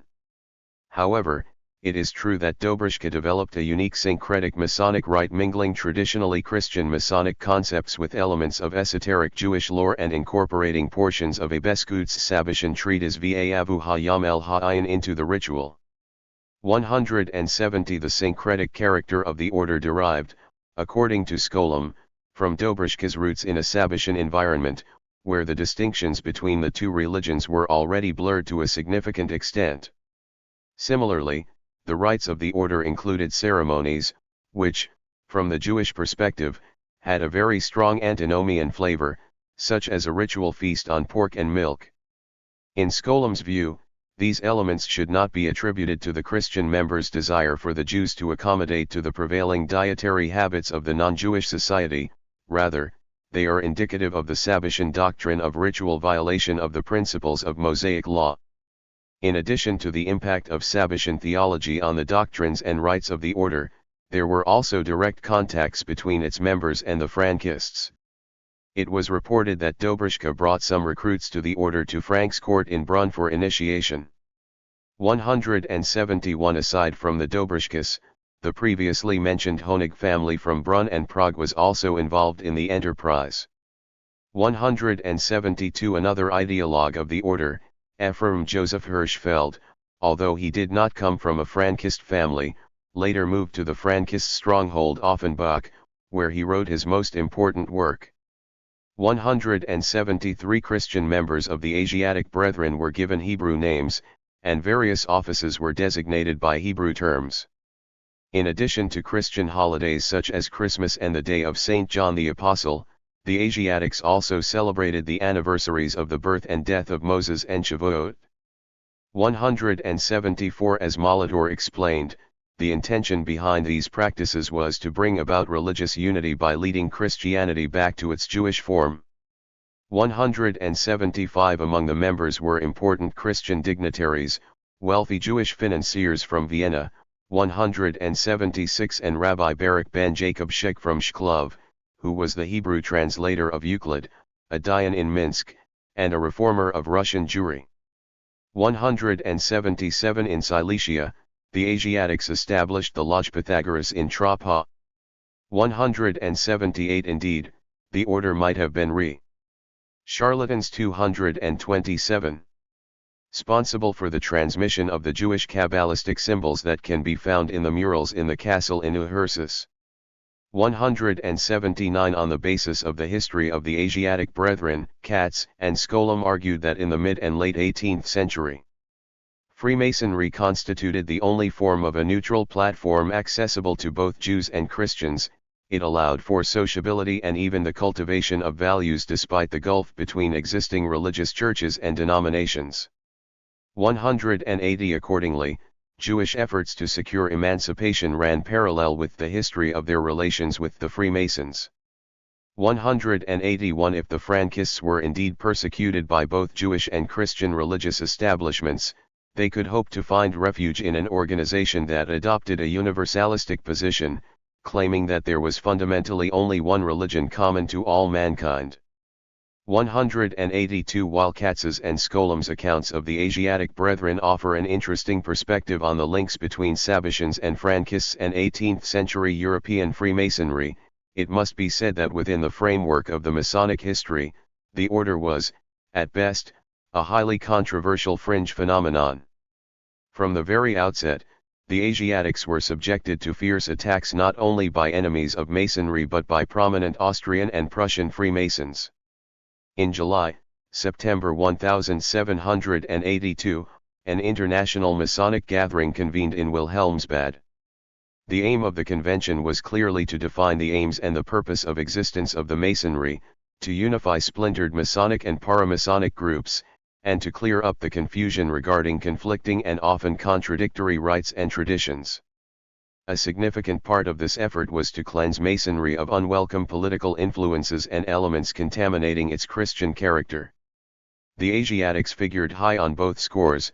Some of the convention's participants considered the order a treacherous concoction of the Jesuits and a secret hideaway of ex-Jesuits. 183 others denounced it as an impure source polluting the flow of the truly Christian esotericism. 184 A protest filed at Wilhelmsbad denounced Ecker as a false Christian and as a magician consorting with occult powers. 185 The fact that in the lodges of the Asiatics, Christian aristocrats rubbed shoulders with Jews made things even worse. The theoretical interest in Kabbalah did not necessarily translate into the willingness to interact socially with Jews of flesh and blood. The attacks upon the order continued after the convention. Two of the attackers were particularly zealous, the Grand Master of the Austrian lodges, Prince Johann Baptist Karl von Dietrichstein, and a prominent Mason, Ignaz von Born. 186. As the Illuminati affair was developing concurrently, Dietrichstein. 228. And Born managed to persuade Joseph II to promulgate the Freimaurer patent, which placed Freemasonry under the emperor's protection but greatly reduced the number of permissible lodges. 187. The Freimaurer patent was a death sentence for the Asiatic Brethren in the Habsburg monarchy. Within a year, the Asiatics relocated from Austria to Schleswig. Around that time, Dobryschka left the order. 188. He settled in Vienna and started to make a fortune by furnishing supplies for the Austrian army in the Balkans. He might also have switched allegiance and joined the Illuminati. 189. Since from 1786 to 1790, former members of this order were the dominant force of Moravian Masonry. 190. Dobryschka was acting under the patronage of Count Johann Baptist Mitrovsky, whose nephew Johann Nepomuk attempted to transform Czech Freemasonry into a platform of support for the enlightened absolutism of Leopold II around 1791. 191. It is beyond the scope of my analysis to dwell on the later fortunes of Moses Dobryschka and the subsequent history of the Asiatic Brethren. 192. If the real impact of the Frankists upon Freemasonry was limited, the widespread perception inflated and mythologized their role. In 1781, Great Pantler August Moshinsky wrote another note for King Stanislaus Augustus. I became convinced that there existed in the past, and maybe exists to this day, wisdom unknown to the present-day scholars. Its subjects are things natural, which are commonly considered supernatural, and also traditions regarding cycles of change undergone by our planet, and finally the knowledge less inaccurate than ours of the divine being. It is said that these teachings are contained in a Chaldean book called the Zohar. However, they are expressed there in a way so convoluted and allegorical, and so demanding the knowledge of the numerical values and etymologies of the words, that only very few Jews understand. Among these who do, Fock and Frank are often mentioned.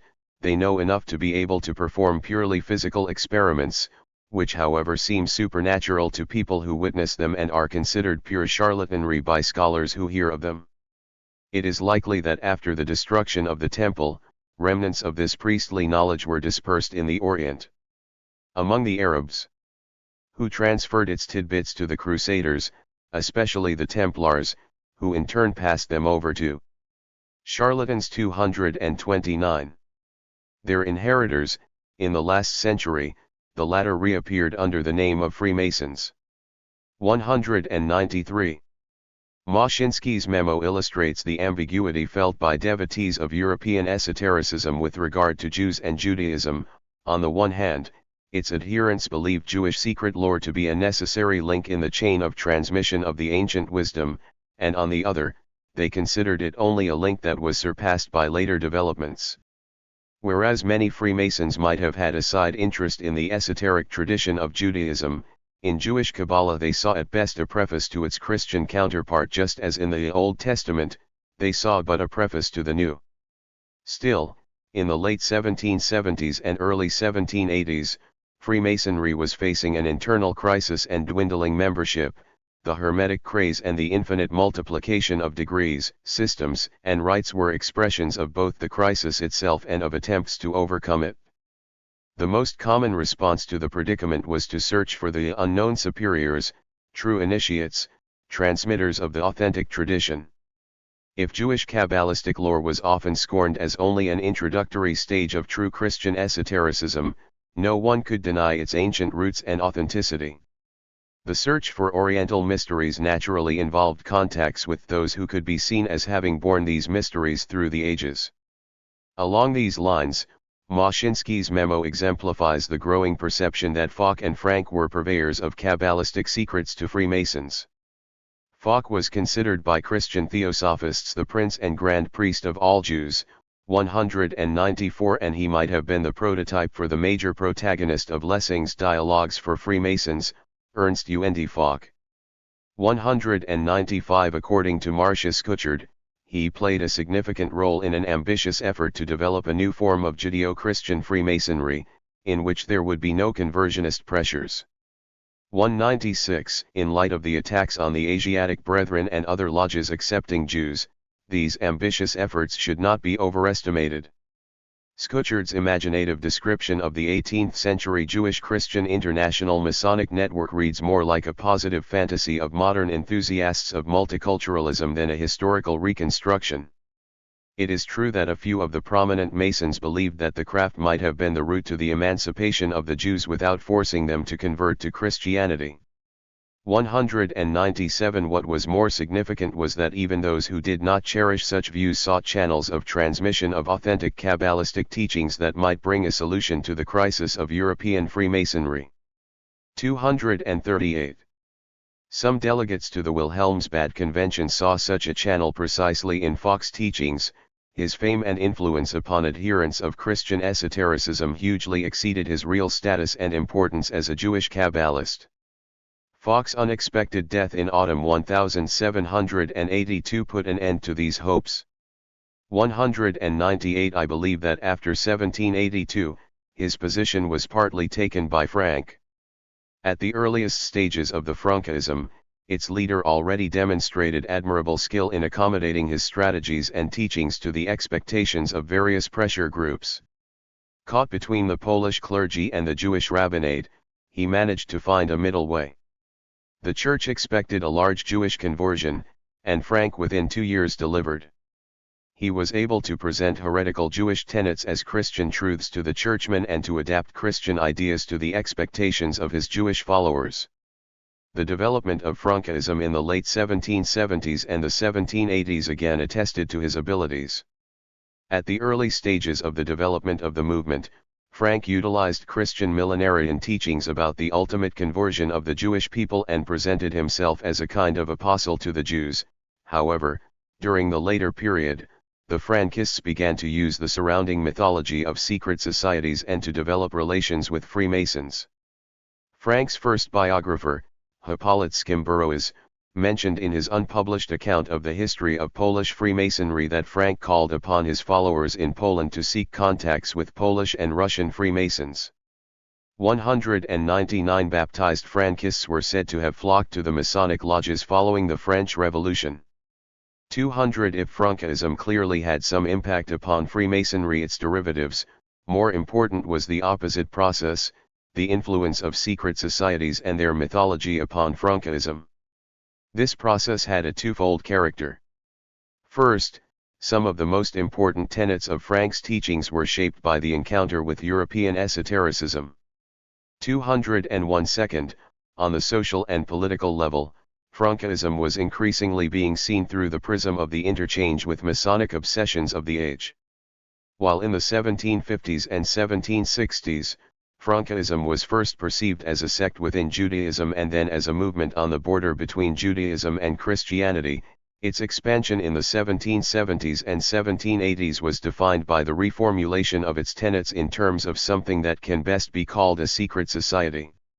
This perception became dominant in the early 19th century. Marcus Jost, in his Geschichte Israeliten, described the Frankists as a sort of an order, 202 while Count Edward Raczynski. Charlatans 231. Define the Frankists as a sect, which seems to have a secret aim and whose members are initiated according to various ranks or grades, similar to the ones of Freemasonry. 203 Frank's involvement in the world of secret societies had a political dimension as well. In 1781, Joseph II concluded an alliance with Russia that was aimed at the partition of the Ottoman Empire, and the annexation of Crimea by Russia 2 years later sparked messianic speculations among the Sabbatians in Turkey. 204 We might assume that some of these ideas filtered through to the Frankists, the words of the Lord stated cryptically, in the year 1783 began the last days. 205 Shortly thereafter, Frank again turned his attention to the Ottoman Empire. The Frankist Chronicle registers 7 embassies to and from Istanbul from April 1785 until June 1786. 206 The Frankists also developed contacts with the Judeo-Christian sect of Abrahamites in Bukovina. 207 As the prospects of Austro-Turkish war loomed, the idea of utilizing the Frankist network of contacts in the Ottoman Empire seems to have been floated again. Reportedly, Frank had conversations with Joseph II regarding the Jews being armed by Austrians and used against the Turks. 208 There is some indication that the concept of giving the Frankists an autonomous area in captured Ottoman territory, raised for the first time in Poland in 1759, began to be considered again. 209 The extant sources do not allow us to say much more. Whatever happened, something must have gone wrong. Frank quarreled with Joseph II, who ordered a detailed investigation into the affair of the Bruncourt by the local commissioner of police. The inquiry did not reveal any wrongdoing, demonstrating to the emperor only the pure fanaticism of the Jews who hold the Pole Frank a prophet. 210 However, following the investigation, Joseph instructed the leader of the Frankists to send away all his foreign followers and pay all his debts. 211 After desperate fundraising among followers in Constantinople, Warsaw, and Prosnitz, Frank paid all his creditors and left the Habsburg monarchy on February 12, 1786, heading for Frankfurt am Main. Chapter 9. The Ever-Changing Masquerade. Das Gotteshaus in Offenbach. The last quarter of the 18th century saw the decline of Frankism as it had existed during Frank's time. Although Frankist communities survived long into the 19th century, the movement lost much of its homogeneity and splintered into disparate groups. At that time, Frankism had three main focal points: Offenbach, where Frank lived the last 4 years of his life and where he established the court that served as a pilgrimage center for followers from different countries; Warsaw, where the majority of the converted Frankists lived; and Prague, whose importance grew as that of Offenbach waned. Accounts pertaining to this period attest to the birth of rumors, legends, and stories that surrounded the sect and its leadership. Offenbach's citizens knew very little about Frank's origin, teachings, and intentions. Nor did the residents of Warsaw, although better informed, always retain a clear recollection of the events surrounding the two disputations that had taken place more than 30 years earlier. They had virtually no knowledge of Frank's whereabouts and fortunes after he left Poland, and their opinions were based on interactions with the second generation of converts, who were already deeply integrated, mutatis mutandis, into Polish society. Polish and German accounts of the last years of Frank's life and the years following immediately thereafter add little new information regarding Frankist doctrine. They do, instead, provide an opportunity to analyze the formation of the movement's collective memory and the way that the Frankists sought to present themselves to the surrounding non-Jewish society. Frank left Brunn for Frankfurt am Main, where he met Prince Wolfgang. Masquerade 233. Ernst II of Eisenberg-Bierstein. Contact with the prince might have been established through Masonic channels prior to Frank's arrival. The prince was a Rosicrucian, and, through a relative of his who was married to Baron Bender, the commandant of the Omitz fortress, he had numerous connections with Freemasons and Illuminati in Brunn. It is also possible that Frank first met Wolfgang Ernst through Joseph II, to whom the prince served as an adjutant. Initially, Frank was granted permission to come to Offenbach together with 16 people. It was agreed that the Frankists would settle in the unused castle belonging to the prince and that they would be exempted from the jurisdiction of the local police. Some accounts also claim that, along with the castle, Frank was granted the title of Baron, which he used in Offenbach. As the castle needed refurbishment, Frank stayed temporarily in the nearby village of Oberrad. More of his followers came to join him there, and his entourage began to grow, reaching between 200 and 300 people. On March 3, 1787, when the castle was ready to accommodate residents, Frank finally moved in. The manner of Frank's entry to the city provided rich material for gossip and speculation. According to a report written in 1866 by the grandson of an eyewitness, the Frankists arrived in 5 equipages surrounded by riders. A mounted herald, escorted by 2 pages dressed in green and gold, led the procession. Frank himself, accompanied only by his interpreter and dressed in a high fur cap and a long red cape, adorned by a diamond-studded clasp, followed in a coach pulled by 6 horses. His coach was followed by another, carrying Eve, who wore a costly green dress embroidered with pearls and diamonds. Armed, uniformed guards surrounded the whole procession. Among the guards rode Rock and Joseph, Frank's 2 sons, wearing the insignia of high-ranking Russian officers. On Frank's arrival, the gate of the castle opened and a precious carpet was spread on the ground. The entourage fell on its knees as one man, and Frank and his daughter entered the castle. 6 in Czestochowa, Frank promised that the maiden would open for the Frankists the gate to the house of God. Accordingly, the Offenbach castle, Eve's residence, was dubbed the God's house. The Frankists' life in Offenbach began at once to follow a strict regime. No one had free access to the castle. Heavy curtains covered the windows. A section of the castle was turned into an alchemical laboratory, where mysterious experiments took place. The yard in front of the building became a parade ground on which military maneuvers were executed. Every day, young Frankists could be seen training with weapons. On the rare occasion when 234-9. Someone from outside of the sect was permitted to enter the castle, he would be escorted to a guarded room, where Frank, always accompanied by an interpreter, sat on an ottoman smoking a water pipe. While his followers wore Western uniforms, Frank always dressed according to the Turkish fashion. He wore yellow slippers, long, wide, red trousers, and a Turkish kaftan set with ermine. A high fur cap was always set upon his head. 7 every day at 4 o'clock, a carriage with outriders left the castle for the nearby forest, where religious ceremonies were conducted. The carriage was reportedly accompanied by children wearing red and white turbans, by armed pages in Polish and Hungarian uniforms, a little Chinese man carrying a sun umbrella, and a curious procession of half-Turks, Greeks, Poles, Hungarians, and Armenians. Eve sat in the second carriage with a boy dressed up as a Moor holding a small bow and quiver. Their coach was escorted by young women in Amazon uniforms with solar emblems on their garb, and accompanied by 3 men, one bearing the emblem of a wolf, another of a deer, and a third wearing a golden crescent on his chest. The whole parade was led by a waterman, who sprinkled the road in front of Frank's coach. 8 The windows of both carriages were kept covered with thick green curtains.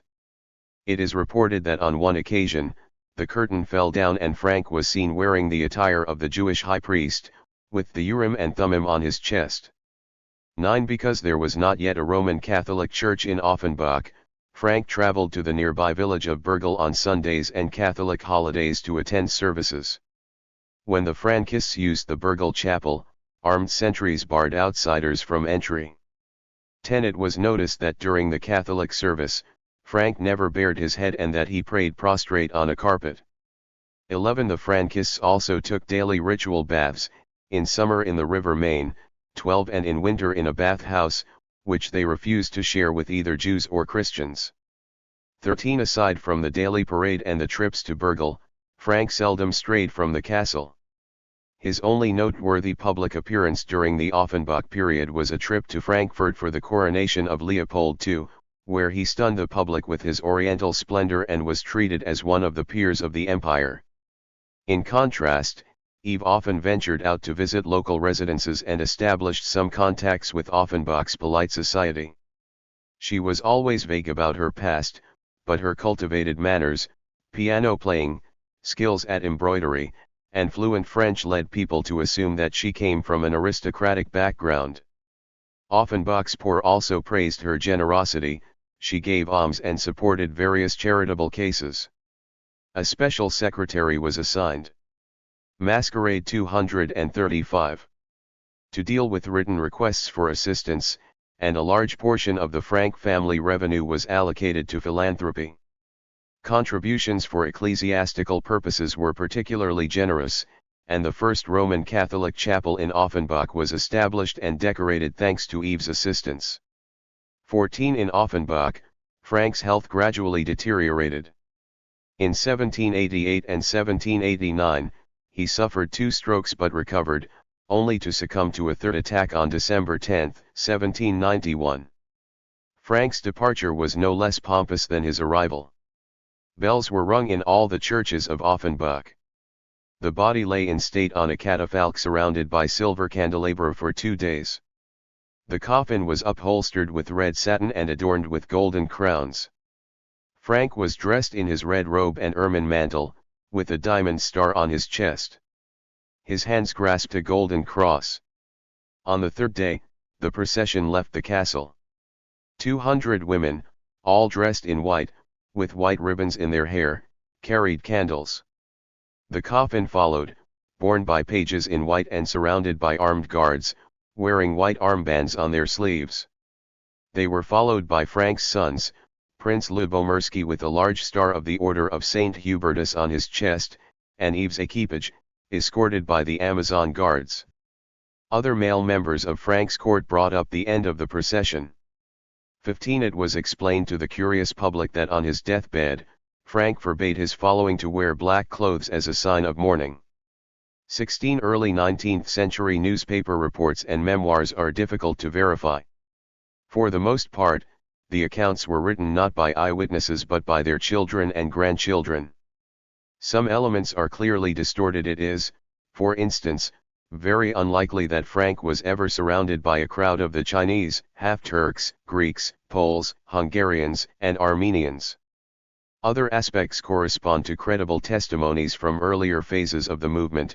While still in Poland, Frank had the habit of lying flat on a carpet during Catholic services and would entertain his guests while sitting cross-legged on pillows and smoking a water pipe. Many details are confirmed by sketches and etchings executed during Frank's lifetime that clearly show Frank's Turkish and Yves's European manner of dress. These also attest to the presence of children wearing turbans and of the watermen in their entourage and document many details of the funeral description quoted above. My aim is not to verify the factual accuracy of the early accounts of Frankism in Offenbach but to analyze the way in which these accounts presented the movement and, correspondingly, the way the Frankists presented themselves to the public. Although often distorted and exaggerated, these early reports demonstrate how for the first time since the inception of the movement. 236-9. Frankism was removed from its original Jewish context.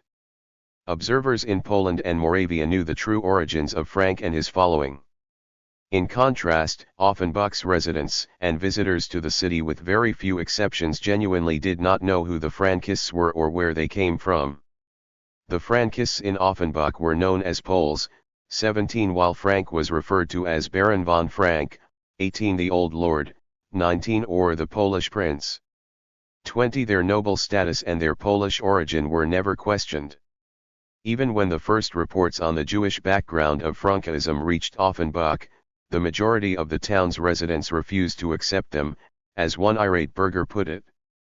According to Lady Eve von Frank's own testimony, the Old Lord was the foster father of the 3 children. The claim, voiced in the article Der Heilige Herr, which depicts the von Frank family as converted Jews and goes so far as to claim that Lady Eve's former Jewish name was Rachel, is completely unfounded. Neither the family nor, especially, Lady Eve von Frank ever displayed in their personalities, manners, and conduct anything that would seem remotely Jewish. Eve Frank's manners were that of a born princess. 21 Clearly, people in Offenbach simply did not want to believe that their Baron von Frank was, in fact, a converted Jew. 22 Those who thought that the Frankists belonged to the Polish nobility assumed that their stay in Offenbach was linked to the partitions of the Commonwealth. One more word about Offenbach. We saw there many of that strange sect whose patriarch was buried last year with royal pomp and exotic ceremonies. They form a separate community, about 1,000 of them, I was told, partly armed. The most reasonable of many contradictory assumptions seems to be that these are some wealthy families of Polish nobility who left Poland on account of the internal disorders in recent years. In order to wait undisturbed for the time for their safe and profitable return to their motherland, they have adopted the form of a religious section. 23 The normative religious status of the group went unchallenged. The Frankists observed all the Catholic holidays, baptized their children, and buried their dead in the Catholic cemetery.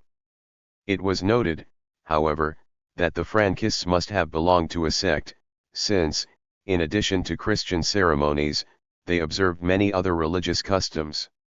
24. Of course, the ostentatious wealth of Frank's court, as well as its exotic rituals, bred gossip and speculations.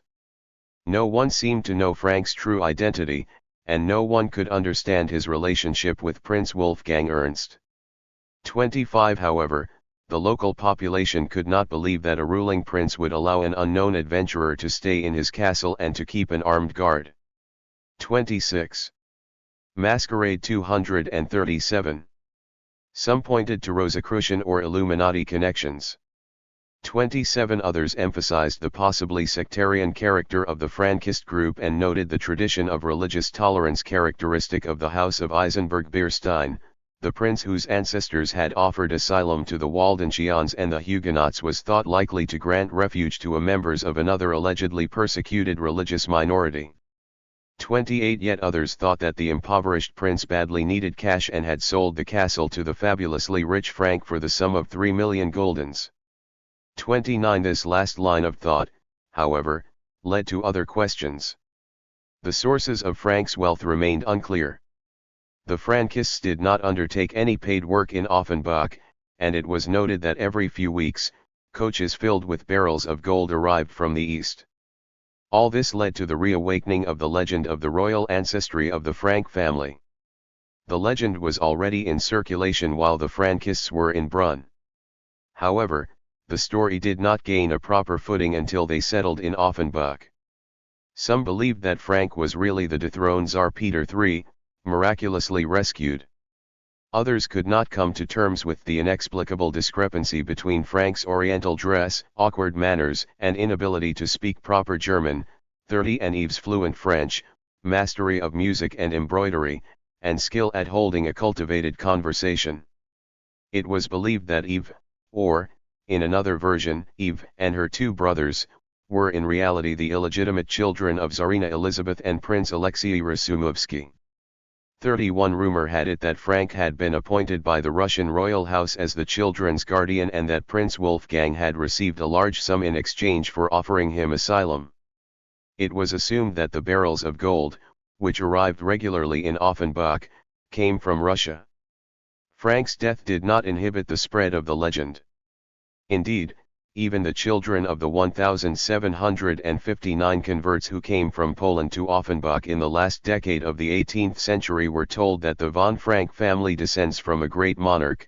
32. The Jewish origins of the leaders were concealed even from some of the second or third generation of the followers of Frankism, to whom the legend of royal ancestry was marketed. The financial situation of the Frankist court began to deteriorate rapidly. Yves incurred numerous debts with local merchants while the transports of money no longer arrived as frequently as before and ceased altogether around 1796. Local gossip promptly connected this to the death of Catherine the Great.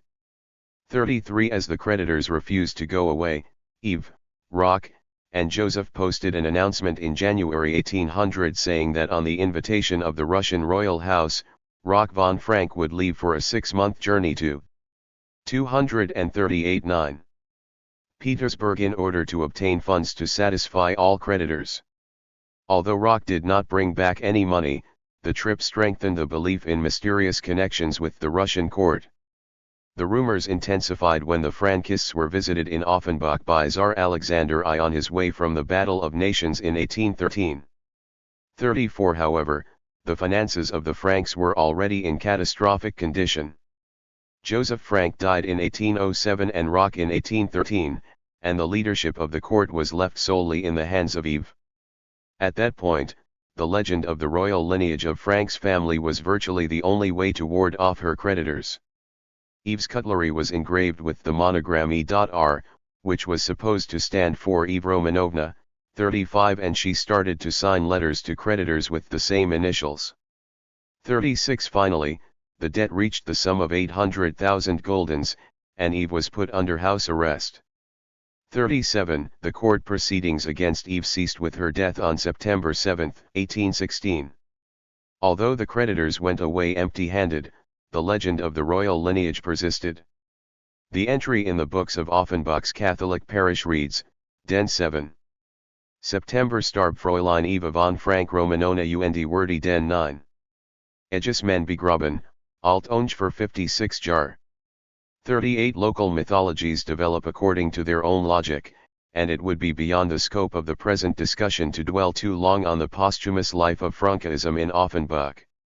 More important in the present context is that in Offenbach, we find yet another demonstration of the Frankist ability to accommodate to surrounding customs and to fulfill the expectations of the public. The Offenbach version of Frankism fed on early romantic sentiments.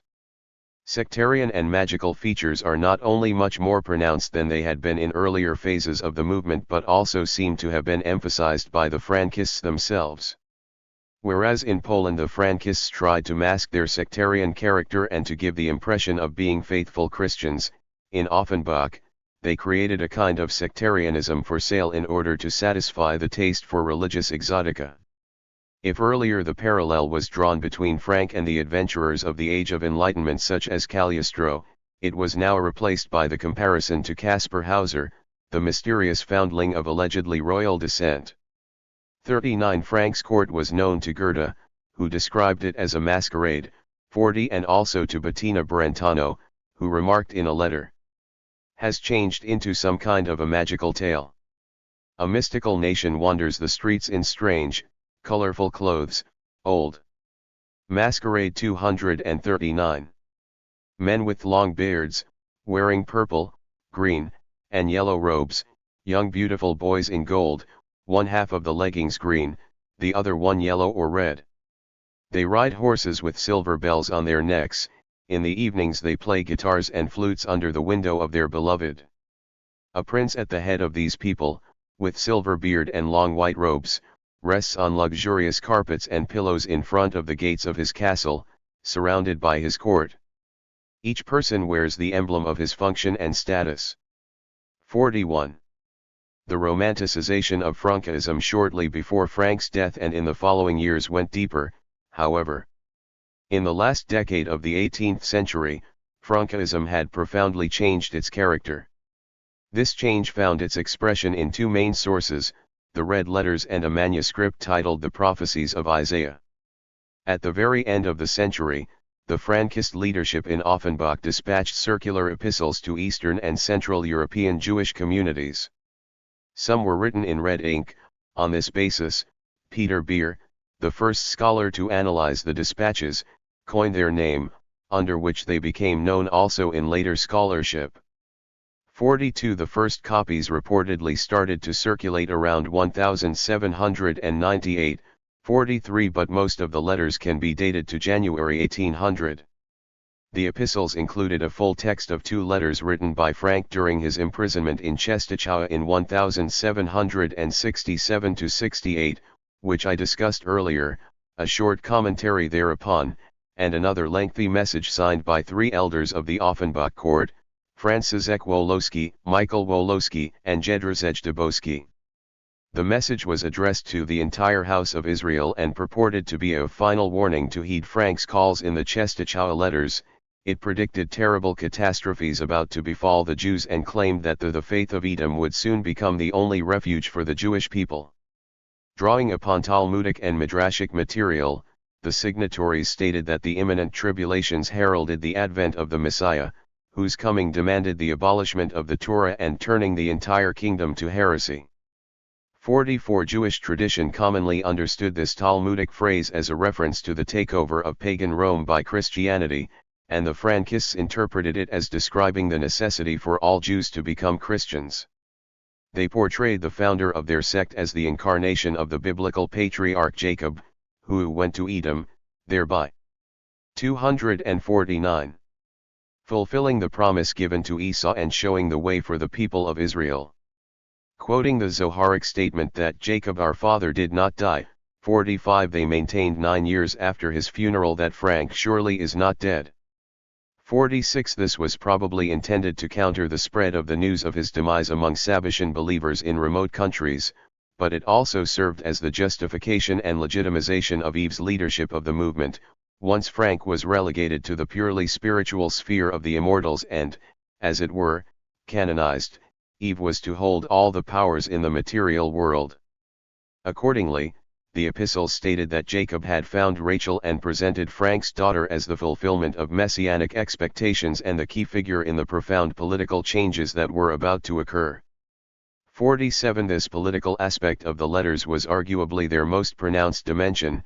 Gershom Scholem interpreted them as a mystical theory of revolution. 48 The red letters did not exert much influence upon Jews.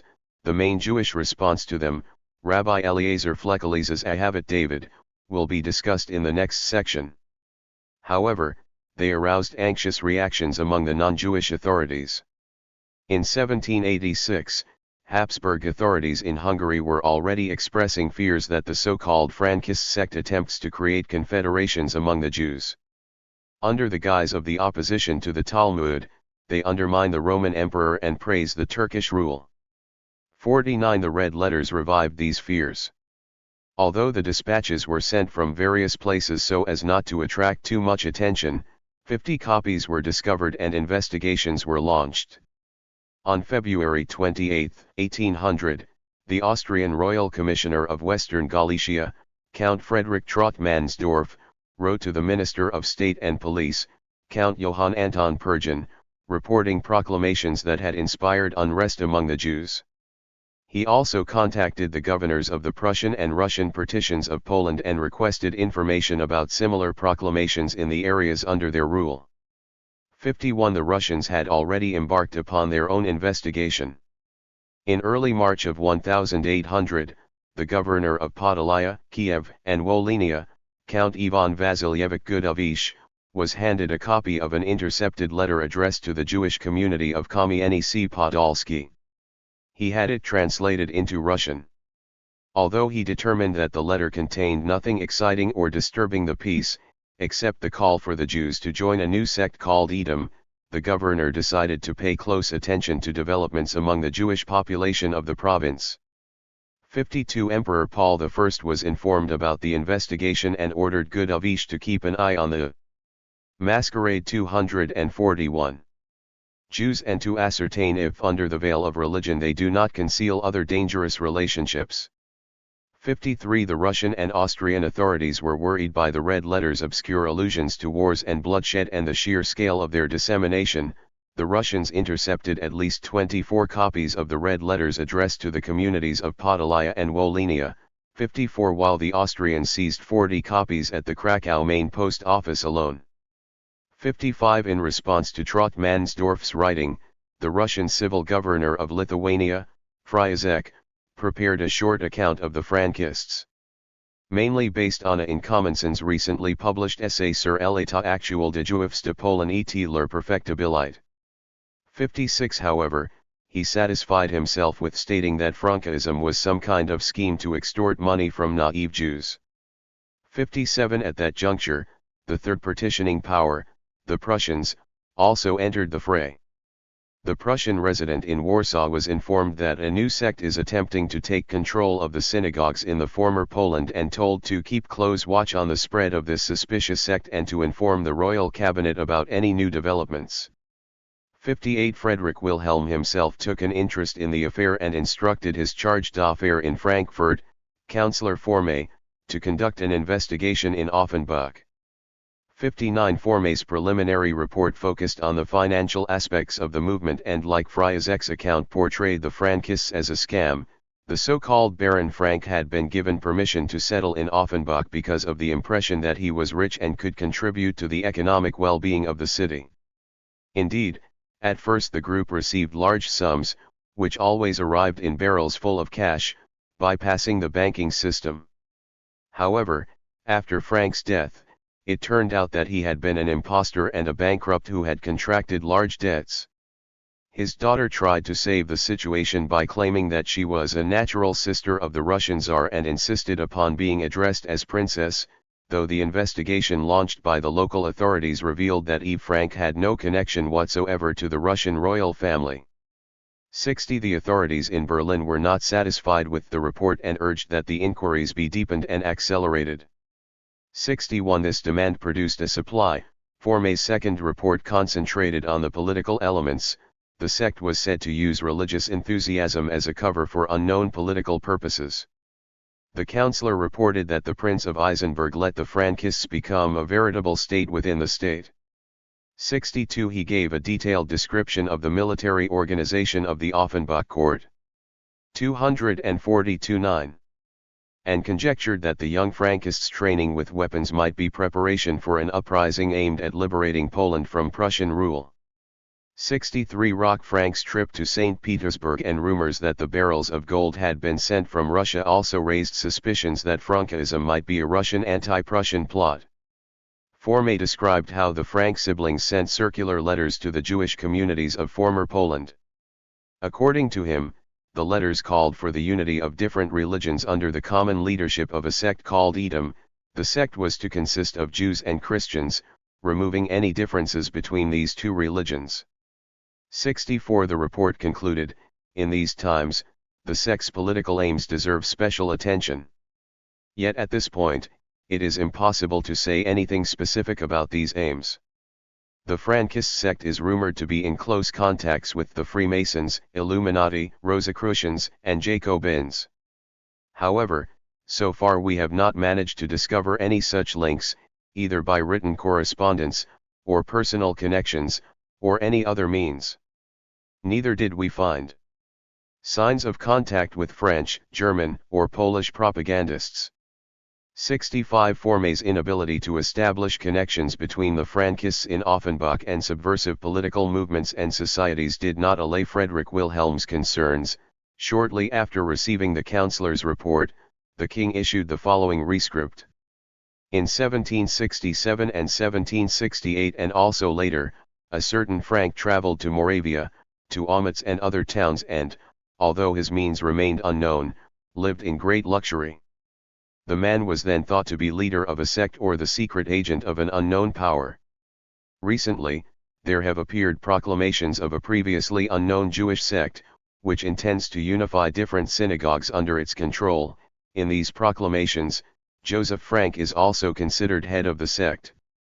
As in the present times, everything that relates to secret societies, associations formed under unknown auspices, religious and political enthusiasms, demands double attention, and especially as there are also numerous testimonies that the secret societies always operate in silence and darkness, each using for its own purpose the means of the propagandists of the Jacobin crimes and atrocities. The presence of the Jews in so many countries can be employed in accord with time and opportunity as a means of spreading their treacherous tenets. Therefore, we order the proclamations of the new sect that calls itself Edom. Masquerade 243. And comes from the vicinity of Offenbach, Dusseldorf, and Duderstadt, and other places where the aforementioned Frank acted be investigated and that the government be immediately informed about the activities, tenets, and aims of the sect of Edom, and of everything that has the slightest connection with the late Frank and his so putative daughter. 66.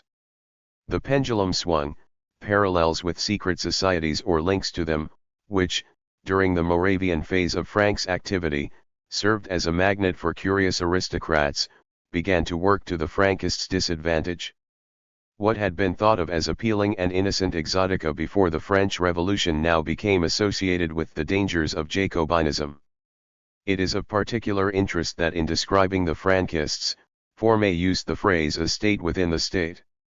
The formula, coined against the Huguenots in the mid-17th century, gained wide currency some 100 years later, when it became commonly employed first against the Jesuits and then against the Freemasons. 67. In Fichte's analysis of the revolution in France, the phrase acquired distinctly anti-Semitic overtones. A mighty state stretches across almost all the countries of Europe, hostile in intent and engaged in constant strife with everyone else. This is Jewry. 68. In the last decade of the 18th century, Prussian administration officials used the formula "a state within a state" in their debates about proposed reforms and the potential abolishment of restrictions against the Jews. 69 It is possible that Formé, who was a Prussian administration official, knew of these debates. If not, he was certainly familiar with the usage of the phrase with reference to Freemasons. Representatives of the three partitioning powers who become involved in investigations concerning the red letters saw Frankism not as a religious but essentially as a political phenomenon. Frank, earlier portrayed as a false messiah, came to be suspected of being the secret agent of an unknown power. The Frankists were presented as a transnational spy network.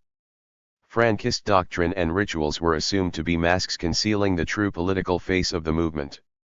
In internal Frankist sources, this shift from the religious to the political dimension found its fullest expression in the book The Prophecies of Isaiah.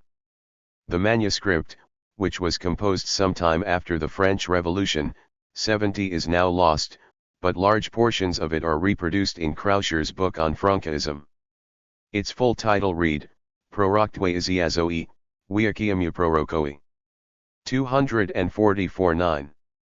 Jednemu zich Lankau Swyatigo Sandrin, Przzy Jego Tabernaculum, Perzes Wiakigo Sadazi Biale Umagi Objayan.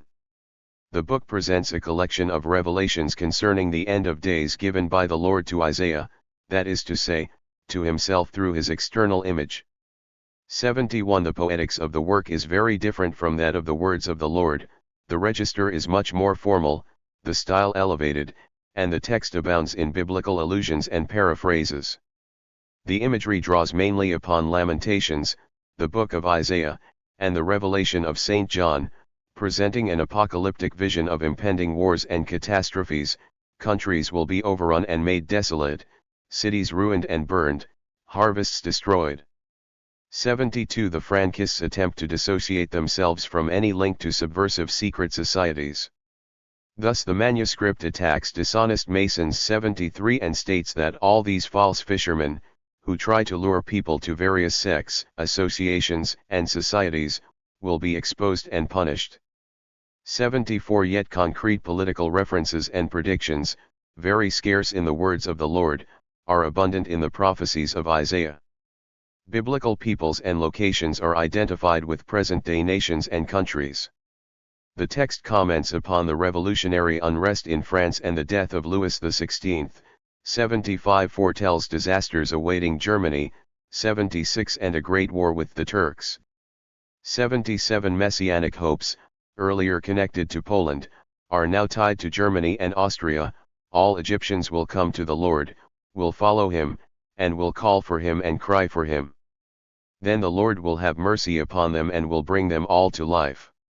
Then Egypt will unify with Assyria, and the true Israelites will be the unifying point between the Assyrians and the Egyptians.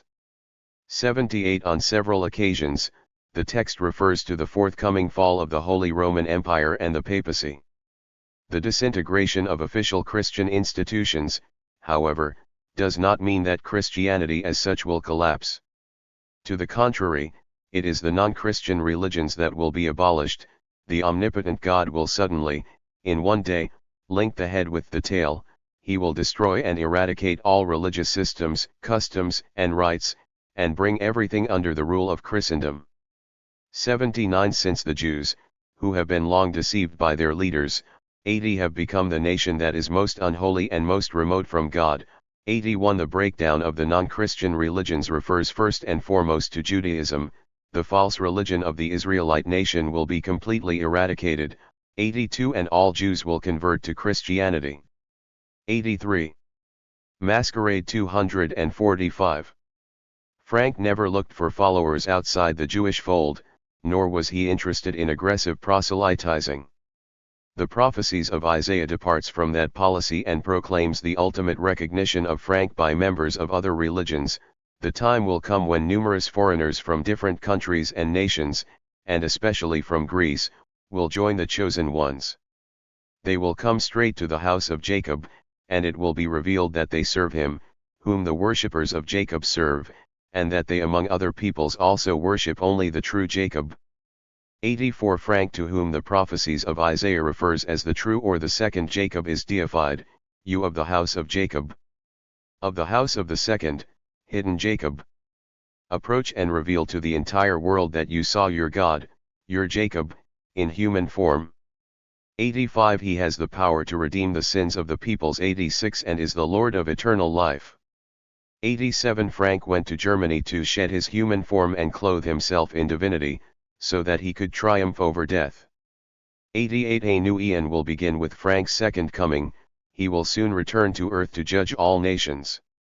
89 Then will follow the final revelation of the true Rachel. 90 He will lead us on his holy path of Jacob, where none can be perplexed, none can fall, because from this holy Zion, from this double cave, from this mountain, she will reveal herself. She will abolish all the laws and will pronounce the first, unknown word of God, which will permeate the New Jerusalem. 91 In comparison with the words of the Lord, the prophecies of Isaiah sounds banal and derivative.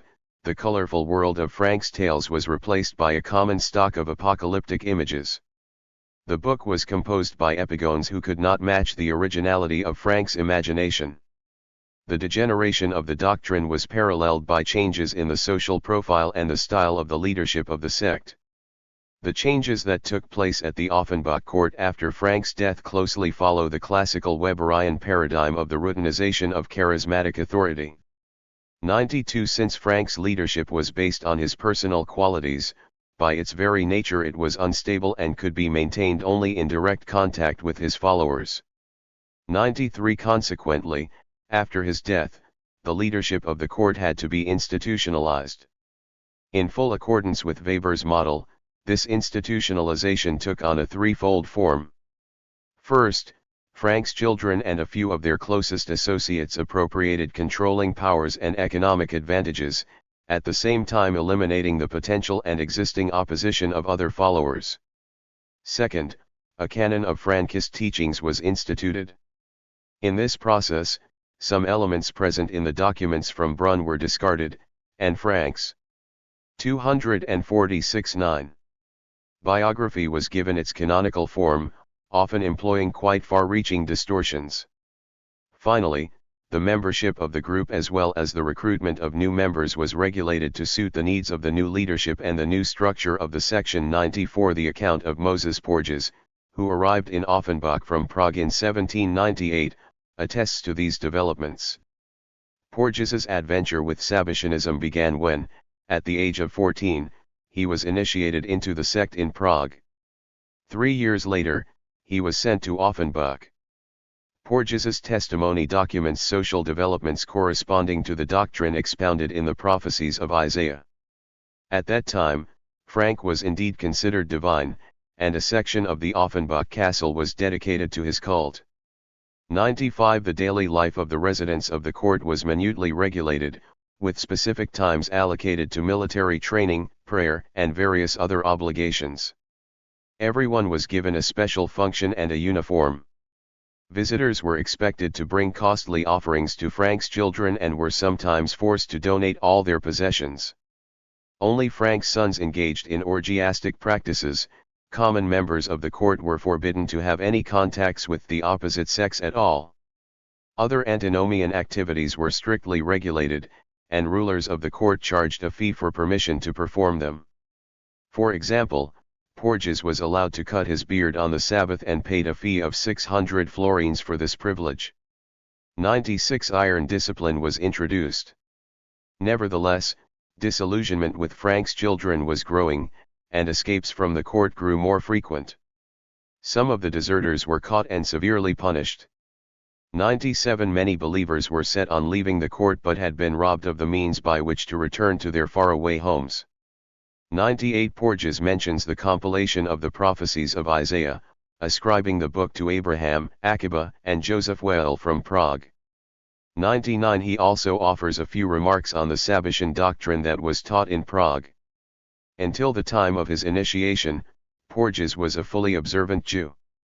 On the day of his 14th birthday, he was told that next to the Torah there is a holy book called the Zohar, which reveals the mysteries that are only hinted at in the Torah. It summons us to spiritual perfection and shows us how to achieve it. There are many fine men devoted to the new teaching, with salvation from spiritual and political oppression being their purpose, their aim. 100 He was also informed that there appeared a messenger from God by the name of Jacob Frank, who revealed himself as the Messiah and promised spiritual and physical salvation and especially life eternal. In an attempt to contain him, Christian authorities imprisoned him in the fortress. Masquerade 247 of Czestochowa. Following his release, he converted to Christianity together with his family and most of his followers. The aim of the conversion was to liberate the Shekinah from Roman bondage. After the conversion, he lived in Prossnitz under the name Baron Frank. 101 The distortions of Frank's biography are interesting. Porges's initiation took place in 1794, some 3 years after Frank's death. It seems that by this time, the Prague Sabbatians already had their own version of the history of his life. In Porges's account, Frank's conversion is placed after the liberation from Czestochowa and is given a Kabbalistic interpretation as a redemptive act undertaken in order to liberate the Shekinah from Roman bondage. The account also lays stress on the choice to convert. Conversion to a different religion is an important step, with lasting influence on the life of the individual concerned. Taken out of conviction, this step should be regarded as respectable. Taken out of the delusion of a passion that can be only satisfied this way, it must end in misfortune and bitter regret, once the passion is gone and replaced by calm reasoning. 102 This idea of a voluntary conversion in order to liberate the Shekinah does not appear in the words of the Lord. According to Porges's testimony, Frank was assigned a messianic role, although this was something he had explicitly denied in his own teachings. The Zohar, criticized by Frank on numerous occasions, was held in the highest esteem. Kabbalah was treated with utmost seriousness. Indeed, Porges's course of study included the doctrine of the Sephirot. 103 It is also noteworthy that Frank's derision of Sabbatai Tsevai seems to have been removed from the doctrine taught after his death. In the words of the Lord, Sabbatai was always mentioned disdainfully. In Offenbach, Porges was taught about Shabbatai Melech Maciejko. 104 As the structure of power within the Offenbach court changed, there arose a need to reformulate the doctrine so as to legitimize the new leadership. On the basis of the red letters, the prophecies of Isaiah, and the testimony of Moses Porges, we conclude that after Frank's death, most of his theological innovations were discarded and his followers returned to a traditional form of Sabbatianism. The differences between the teachings of Frank and the earlier Sabbatian tradition, as attested by Frank's ideas from Czestochowa, were effaced and the more radical tenets of the doctrine expounded in Frank's sayings suppressed. The highly unconventional soteriology of the words of the Lord was replaced by much more traditional spiritual and physical salvation and especially life eternal. The deification of Frank resulted in the neutralization. 248-9 of the most original elements of his message. Excesses were tamed. At Eve's court, sexual intercourse or marriage was strictly forbidden. 105 What was left was unoriginal and banal political preaching. Frankism for literati, Prague.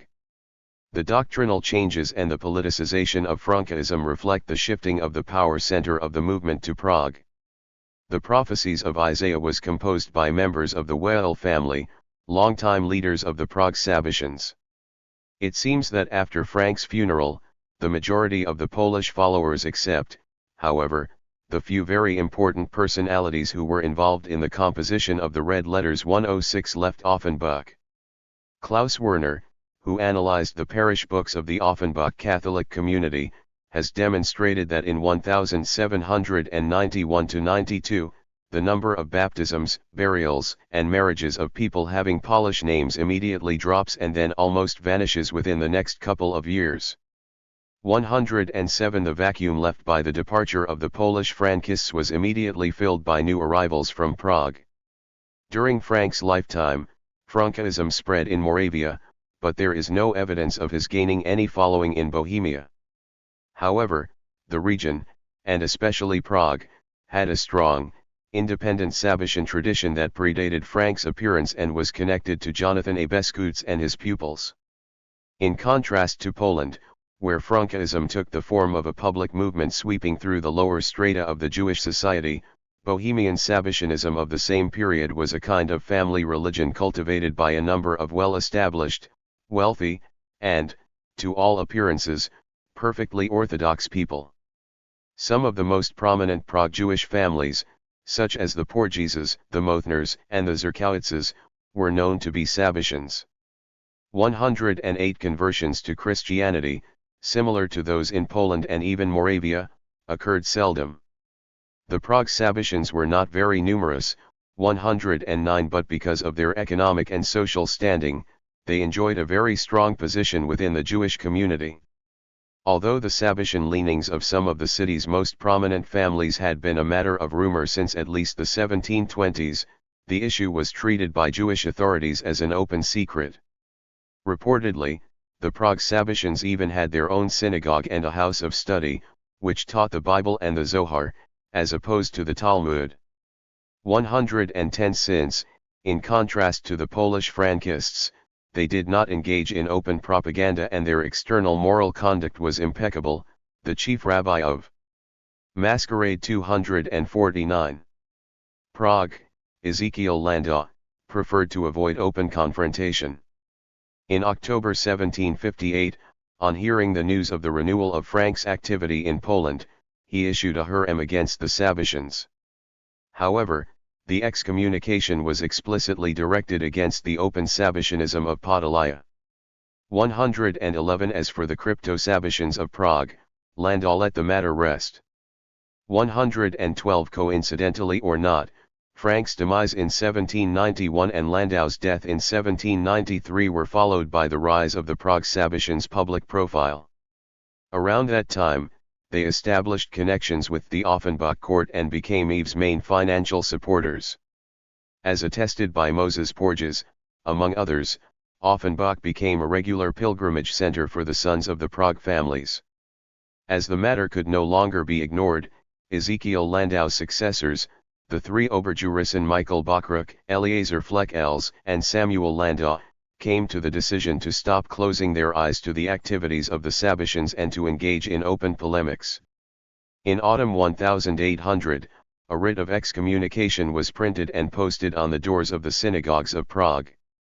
The writ consisted of two parts. The first one repeated the text of the anti-Sabbatian ban of 1726, which had been issued after the affair connected to the heretical manuscript V'avu Hayam el Ha'ayin. The other part of the writ touched upon the outbreak of heresy in Prague in the final years of the 18th century.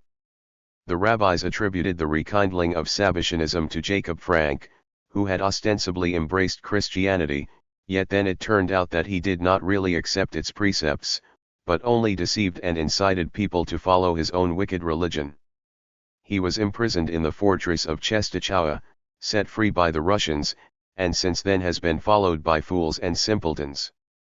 113 In 1798 to 1800, Fleckels, who was the most active in the anti-Sabbatian action, delivered three famous sermons in the Neuschule, Milschule, and Klausschule. Portions of these sermons were printed, with the permission of the Austrian censorship, under the title I Have It David. 114 The anti-Frankist rabbinic works produced during the disputations in Poland were directed against heretics openly proclaiming their heterodox beliefs. By contrast, the main targets of I Have It David were people whose external orthodoxy was not to be questioned. Fleckels saw the biggest danger precisely in the hypocrisy of the Prague Sabbatians, who regularly attended synagogues and practiced charity, giving the deceitful impression that they were faithful. 259. Jews. 115 Yet, under the veil of their sham piety, the Sabbatians engaged in secret antinomian rites, they practiced necromancy, 116 masturbated and then smeared the whole body with the semen, 117 permitted or even encouraged incest, 118 practiced wife-swapping and group sex, 119 advocated a complete sexual freedom, 120 and permitted perjury, theft, and adultery. 121 In addition to antinomianism, Frankist accused the Sabbatians of breaking with the normative Jewish interpretative tradition by concentrating their attention only on non-legalistic and Kabbalistic works and ignoring or rejecting the rabbinic halakhic canon. They deal solely with the Aggadot. And the great light of Gemara and the codifiers never shone upon them. 122 They do not study Gemara and Shulchan Aruch but occupy themselves only with Aggadic midrashim and fragments of the Zohar. 123 The rabbi's wrath was also triggered by the fact that in Sabbatian circles, women studied Kabbalah together with men. 124 According to Frankist, the aim of the sect was to bring about the total destruction of the Jewish religion. 125 Because of the false messianic claims of Sabbatai, Berechiah, and Frank, the advent of the true Messiah had been postponed. 126 Frankist's accusations, those concerning antinomianism and those referring to illicit Kabbalah and its study, echoed the charges voiced during the 1756 investigation in connection with the Lancronier affair but did not touch upon any practices and doctrines introduced specifically by Frank during the later stages of the development of Frankism. The only Frankist documents known to the Prague chief rabbi were the red letters, which Frankist explicitly denounced for unsubstantiated eschatological speculations, poor knowledge of the Jewish textual canon, and miserable command Hebrew. 127 It is clear that he did not know of any theological or ritual innovations attributable specifically to Frank. Either the teachings and practices of the Prague Sabbatians around 1800 did not differ substantially from the Podolian variety of Sabbatianism that preceded Frank's appearance 50 years earlier, or, more likely, the rabbi based his charges on earlier anti-Sabbatian literature and not on first-hand knowledge. Nevertheless, Frankist's preaching reached a receptive audience. As the members of the Sabbatian group were among the richest and best-connected citizens, their position generated much resentment.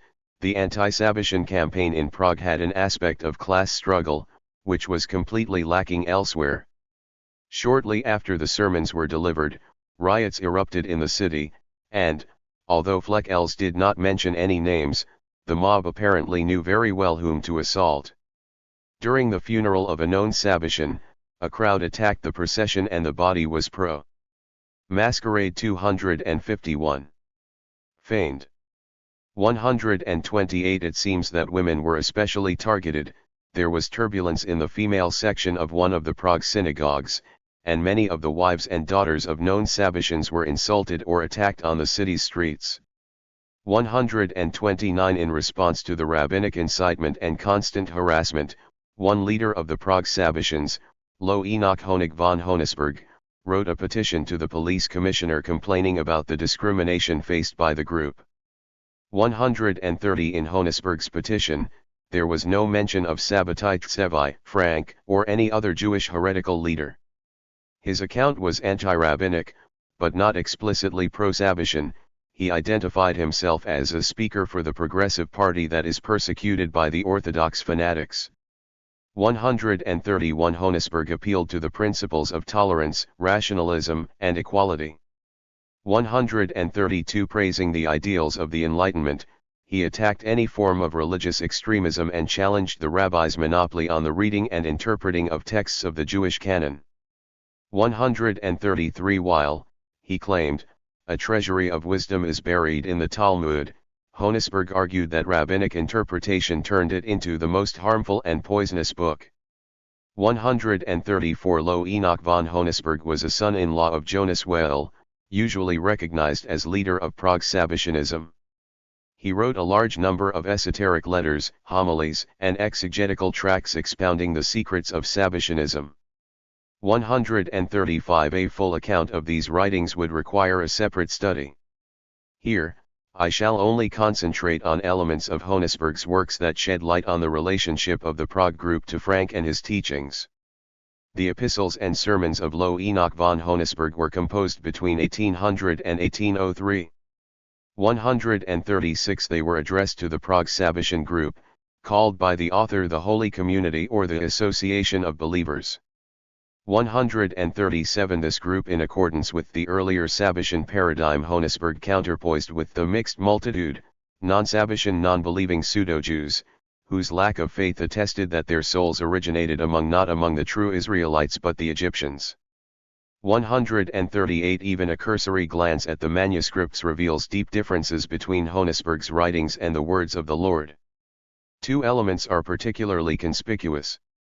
The first is the pronounced presence of elements of contemporary non-Jewish high culture, expressing itself, for instance, in quotations, paraphrases, and references to major personalities of the European Enlightenment. Thus Honesburg mentions Leibniz and Rousseau or utilizes Kantian 139 and Hegelian terminology. 140. 252-9. Second, the traditional Sabbatian conceptual framework, almost completely discarded in the words of the Lord, is here preserved intact. For instance, Sabbatai Tsevai is referred to as Amir H. 141 and the distinction between the Torah de Beria and Torah de Atzilu is utilized and elaborated upon. 142 Both ideas belong to traditional Sabbatian discourse but do not appear in the words of the Lord or any other Frankist text. Very few specifically Frankist terms are present. 143 However, concepts to which the Frankists had attached a very specialized meaning are used completely conventionally in Honesburg's writings, without any trace of awareness that they had been discussed by Frank. The concept of Edom lacks the specialized meaning that it had acquired in Frank's dicta and is used in full accordance with the mainstream Jewish tradition as a general term for Christianity. 144 Frank himself is not mentioned by name but referred to by the abbreviation HF. Moses Porges's testimony decodes this abbreviation as Heiliger Vater, Holy Father. 145 Some Christian accounts of the Offenbach court confirm that Frank indeed was so called in the final years of his life or shortly after his death, but the term itself does not appear in any internal Frankist source. The departure from Frank's universe of discourse is attested not only by terminology but also by the theological content of the Prague epistles and sermons. A case in point is one of the most important Sabbatian notions, that of faith, which is completely absent from the words of the Lord, but which builds a conceptual axis of Honesburg's theosophy. 146 Honesburg juxtaposes the internal certainty of the Kantian religion of reason, with its triad of the existence of God, immortality of the soul, and moral freedom, 147 and the Sabbatian notion of paradoxical faith that is, by its very nature, refuted by historical experience. The disappointments of their messianic expectations are presented as tests of the ability of the people of Israel to withstand external failures and retain their faith. Faith is compared to the human soul, and a person without faith is not a human being. 148 In the context of the notion of faith, the persecution of the Sabbatians by the rabbinic authorities in Prague is presented as a test and at the same time as a blessing. We should thank God that the few of us were taken from mixed multitude, and that they themselves excluded us from their midst. For our happiness.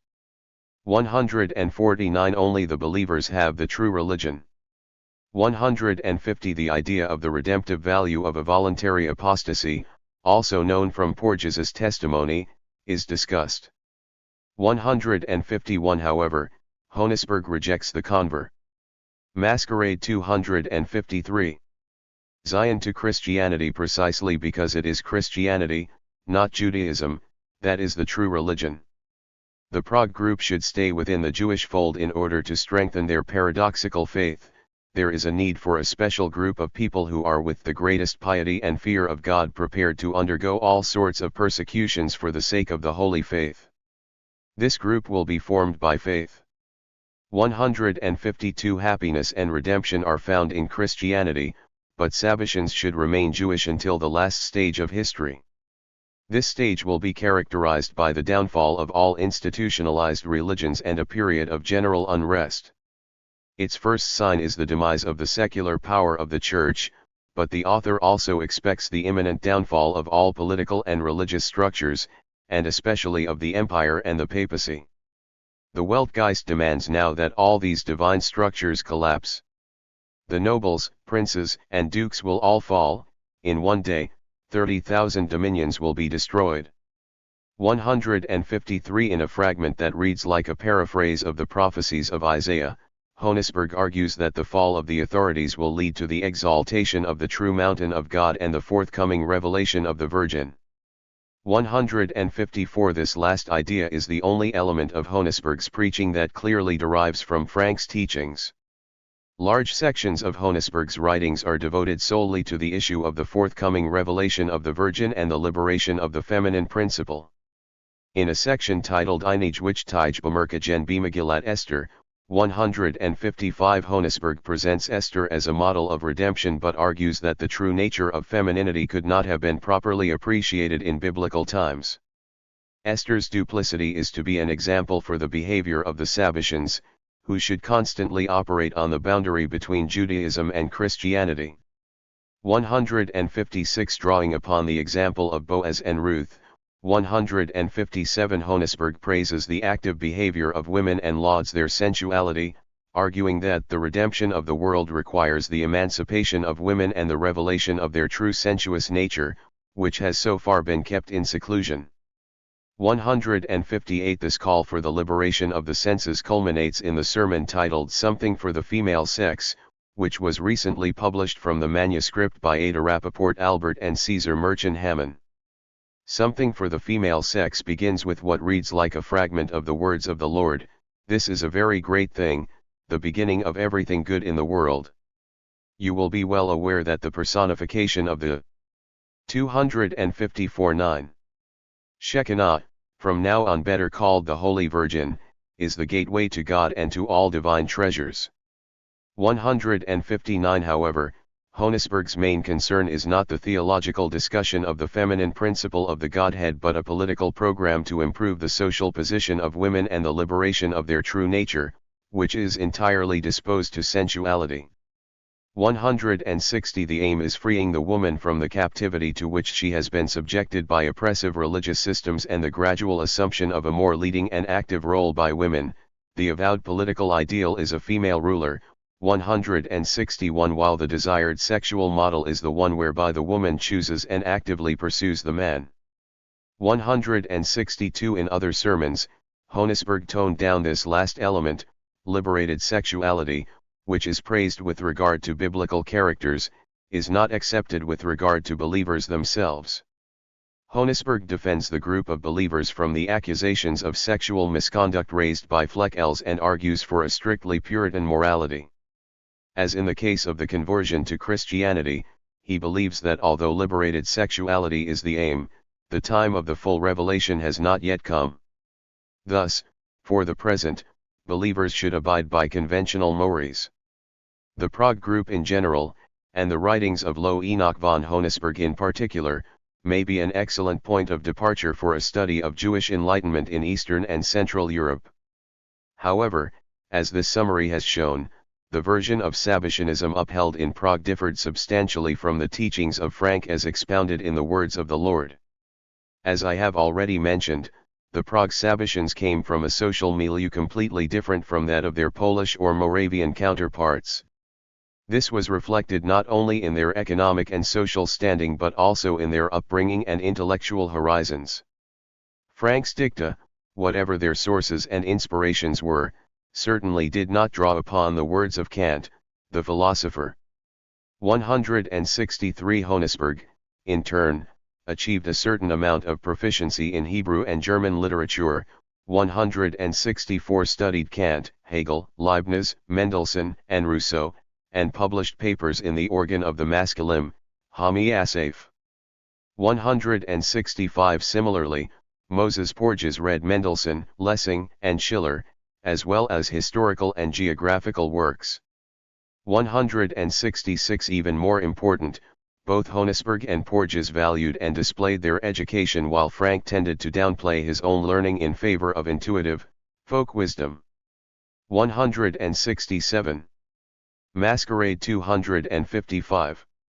In the works of Honesberg, Sabbatianism acquired an intellectual finesse that is lacking in Frank's dicta. On the other hand, the epistles of Honesberg do not have the primal, archaic power of the words of the Lord. In Prague, Sabbatianism along the lines of the earlier tradition of Heian and Abescuits was confined to a narrow intellectual elite. Frankist antinomian leanings were almost completely absent. Sabbatianism against all odds came to be regarded, in an enlightened fashion, as a system of ethics. 168 and the Prague group emphasized the full agreement of their conduct with conventional morality. 169 A strong anti-rabbinic tendency existed in early Frankism but had disappeared completely by the time that the words of the Lord was composed. In Frank's sayings, the rabbis are hardly mentioned and rabbinic opposition was not an immediate context for the development of Frankism in Brunn and Offenbach. After 1760, Rabbinic Judaism had ceased to be a point of reference for Frank. He defined himself much more in terms of differences from other Sabbatian groups or from Christians than from the rabbis. In contrast, the apologetic anti-rabbinic element is one of the most pronounced features of Prague Sabbatianism. Indeed, the Prague Frankists were so different both in terms of the professed teachings and doctrines and the social makeup of the group from the Polish and Moravian followers of Frank that it might be asked if the term Frankism is appropriate at all. 170 Most of the specifically Frankist elements present in Honesberg's teaching seem to have been appropriated from oral external testimonies and accommodated to the needs of an independent, older, Sabbatian tradition. 171 As there is no indication whatsoever of any contacts between the Prague Sabbatians and the immediate followers of Frank during his life, it is doubtful that this line of development grew out of his teachings. Frank is presented in the writings of the Prague Sabbatians in a manner closer to the works of the rabbinic opponents of the movement than to the doctrine expounded in the words of the Lord. He is seen as a continuator of the Sabbatian tradition, and his name is used in the same breath with those of Sabbatai and Barakiah. As many scholars have already noted, the opponents of Sabbatianism not only helped to keep the heresy alive but also kept various splinter groups together. The homogeneity of 18th-century Sabbatianism is, to a large extent, grounded in the rabbinic perception of the movement as homogeneous. Indeed, it is the heresiologists, not the apologists, who make distinctions among deviant sects. I strongly believe that the Prague group posthumously appropriated Frank and that they may be called Frankists only in the sense. 256-9. That after Frank's death, its members incorporated him into their pantheon. They supported Yves Frank financially and made pilgrimages to the Offenbach court. Like Porges's memoir, Honesberg's letters confirm that all Prague Sabbatians were expected to embark upon the holy path to Offenbach, 172, to walk all the way on foot, and to make donations to Yves. 173 For the Prague believers, the Offenbach court acquired the status of a holy place. Abraham and Sarah's Bayit was then the only house of God in this world. Exactly as now the true house of God is here. 174 Yet for both Porges and Honesberg, the actual pilgrimage culminated in bitter disillusionment. The former fled the Offenbach court and abandoned his Frankist beliefs, the latter returned to Prague almost deranged with disappointment and nearly lost his faith in Yves. 175 Yves Frank might have been worshipped as the incarnation of the Shekinah, but even the most faithful believers had trouble coming to terms with the incarnation of the feminine principle of the Godhead as a malicious spinster who ran an establishment that squeezed money from the naive. It is little wonder that Honesberg's vindication of the female sex does not discuss the divinity of Eve but focuses instead on the sexual emancipation of the Prague Jewish bourgeoisie. Frankism for burghers, Warsaw. Warsaw had become the most important Frankist center in Poland by the time of Frank's imprisonment in Czestochowa. Some key figures of the Kamienice and Lwów disputations had settled there, and although a few of them assimilated into Catholic society very quickly and severed their ties to the sect, others maintained close contacts with Frank and continued to support his court, first in Brunn and then in Offenbach. As the Warsaw community became more established, it gained relative independence from the leadership of the sect in Germany. Shortly before his death, Frank reportedly sent his secretary, Antoni Czerniawski, with a special delegation to Warsaw. 176 According to a manuscript quoted by Krauscher, Czerniowski was ordered to tell the abandoned Machny that Jankio lo mes 177 lo, and behold, Jacob is a true and living God, he is alive and will live forever.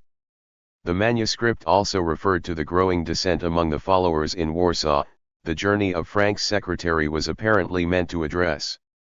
Masquerade 257. Their concerns.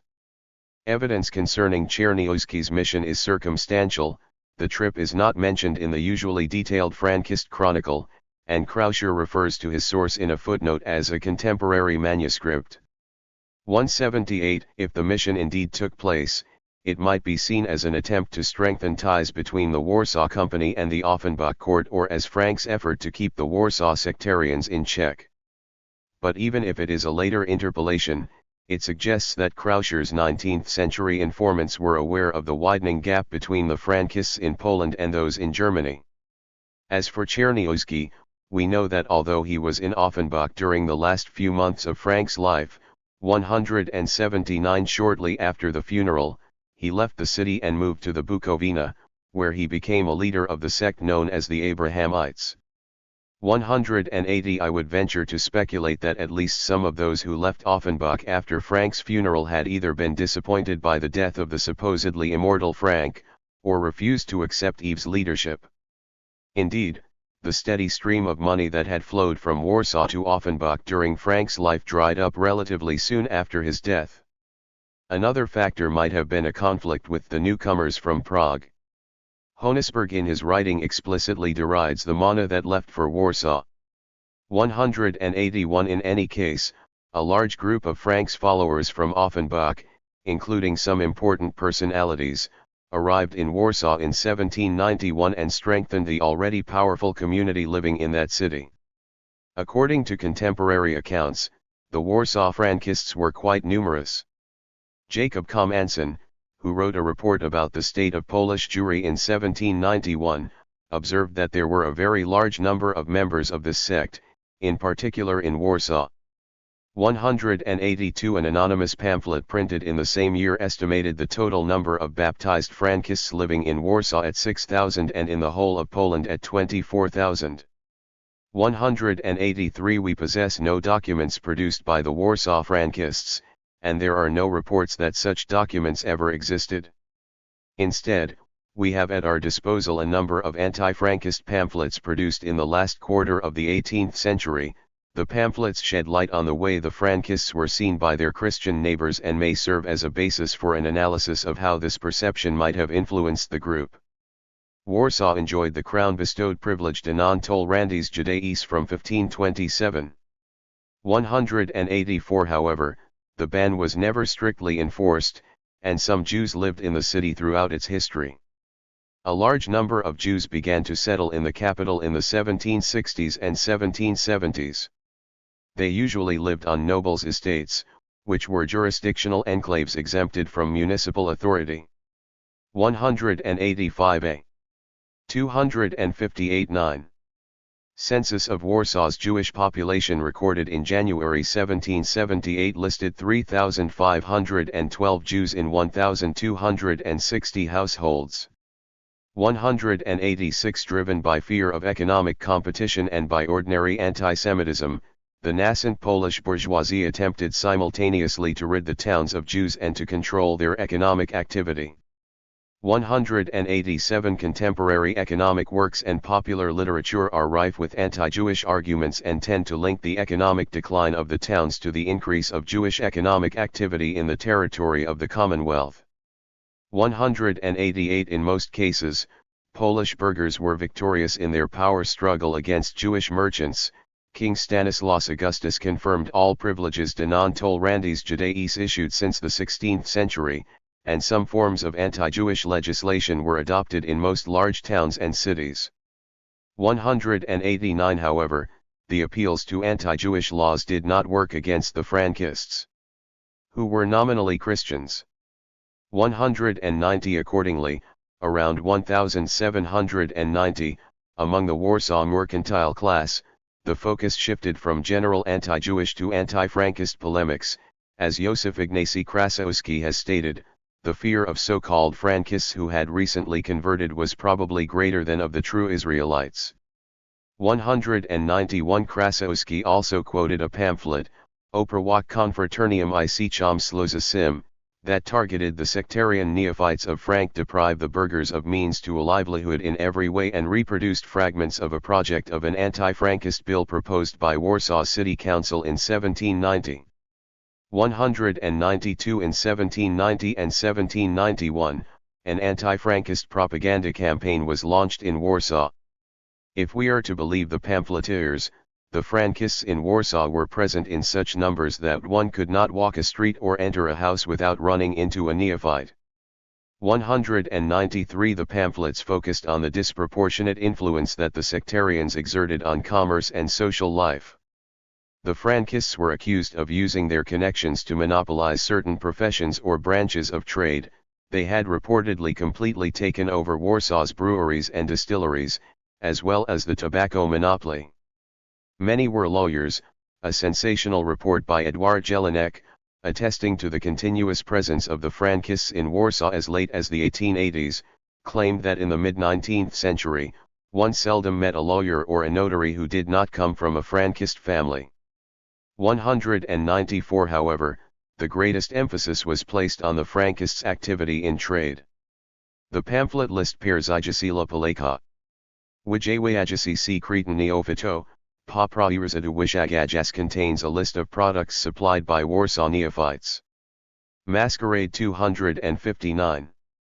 The neophytes trade in vodka, strong and normal beer, Hungarian, French, and Rhenish wine, English ale, champagne, Hungarian and Polish mead, cherry liqueur, raspberry liqueur, punch, and various other liqueurs. Neophytes sell all kinds of goods such as cheese, butter, lard, fat, meat, eggs, flour, onions, garlic, sulfur, kindling wood, starch, litmus, gunpowder, pomade, tobacco, splinters, brooms, shoemaker's wax, tar for carriages, bread, rolls, soap, candles, oil, vinegar, ginger, pepper, saffron, bay leaves, English herbs, cloves, flowers, saltpeter, nutmeg, salt, Dutch and Swedish herrings, raisins, almonds, figs, dates, syrup, honey cakes, torts, cooked food, biscuits, lamprey, eels, sturgeon, olives, capers, smoked sausage, caraway, anise, lemons, sugar, paper, wax, chalk, paints, needles, materials, ribbons, tapes. 195. The lexicon of the anti-Frankist literature is revealing. The sectarians are usually designated as the Meshes. 196 So far as I was able to determine, the word had not appeared in the Polish language before it was used in the anti-Frankist pamphlets in the early 1790s. The 19th-century dictionaries of Samuel Bogus Lalinda and Maurice Orgelbrand do not contain entries on meshes, but we know from contemporary novels and occasional works of, for example, Józef Ignacy Krasowski that the word was in fairly wide use by the 1850s. The 1904 Dictionary of Polish Language compiled by Jan Karlowicz, Adam Krasinski, and Wacław Niedzwiecki features an entry on meshes where the word is defined as a convert, converted Jew, neophyte, and derived from the Hebrew word meks, meaning custom, rent, or fee. However, this etymology does not make much sense. Ignaz Bernstein proposes a more interesting and likely etymology, arguing that meshes is really a Hebrew abbreviation for Mikat Senior Santo. 197 Another commonly employed term is neophyta. In the anti-Frankist literature, the term acquired a meaning quite distant from its etymological sense and earlier usage. The term did not mean simply a convert from one religion to another but necessarily a recent convert from Judaism to Catholicism. At the beginning of the 1790s, the word neophyte became tantamount to freshly converted follower of Frank. In this context, neophytes are presented as a special, separate class of people, defined by religion, with application to various apprehensions. The pamphlet Catechism o Zadach I Neophytic asks, who is a neophyte, and answers, a neophyte is nei. 269. The Jew nor Christian, who worships his patriarch, at first Frank and recently his son, who was educated at the expense of the Society of the Neophytes. 198. The brochure argues that the neophytes operate in a legal vacuum, since they are neither Jews nor Christians, they manage to escape the control of Jewish as well as Polish authorities. Other publications, too, consider Frankism as a kind of separate religion, a peculiar mix of Judaism and Christianity. Although nominally Roman Catholic, the Frankists are reported to circumcise their children 199 and keep the Shabbat. 200. They do not submit to the confession of sins. 201. They have separate burials. 202. And they do not take wives from other religions. 203. They are fanatically devoted to their patriarch, to whom they constantly send money, depriving their homeland thereby of precious resources. 204. Their morals are also dubious, they have a kind of ius primi noctis and send their daughters to Frank for defloration. 205. At least one pamphlet variant associates the neophytes with free thought and radical politics and places Frank in the same category as Voltaire and Jansen. 206. The anti-Frankist literature focuses mainly on social and political issues. Virtually all the pamphleteers declare their adherence to the principle of freedom of belief and attack Frankism not for its theological aberrations but because of the Frankists' unfair edge in economic competition or their dubious political loyalties. 207. Although some of the brochures are openly anti-Semitic and attack Jewish features of the Frankists, mocking their dress, their awkward Polish accent, and other mannerisms, there seems to have been a growing feeling that they should be treated as a group within Christianity rather than as an offshoot of Judaism.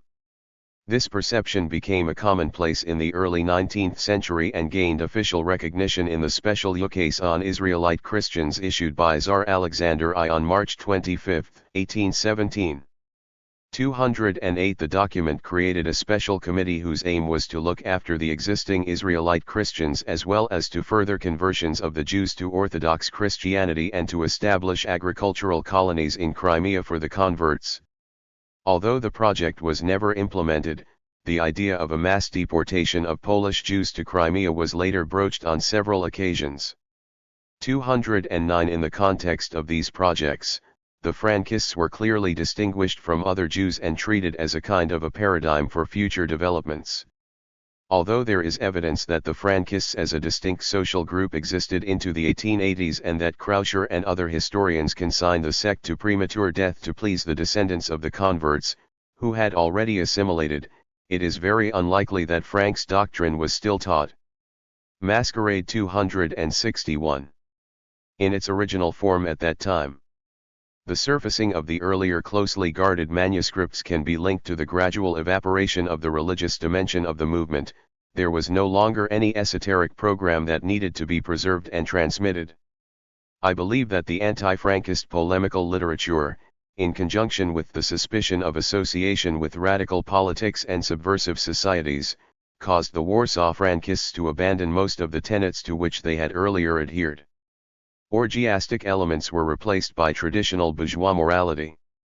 The radical elements of Frank's teachings were suppressed, and the group eventually turned into a kind of mutual aid association, in which the connections initially established within the sect were used to facilitate business enterprises.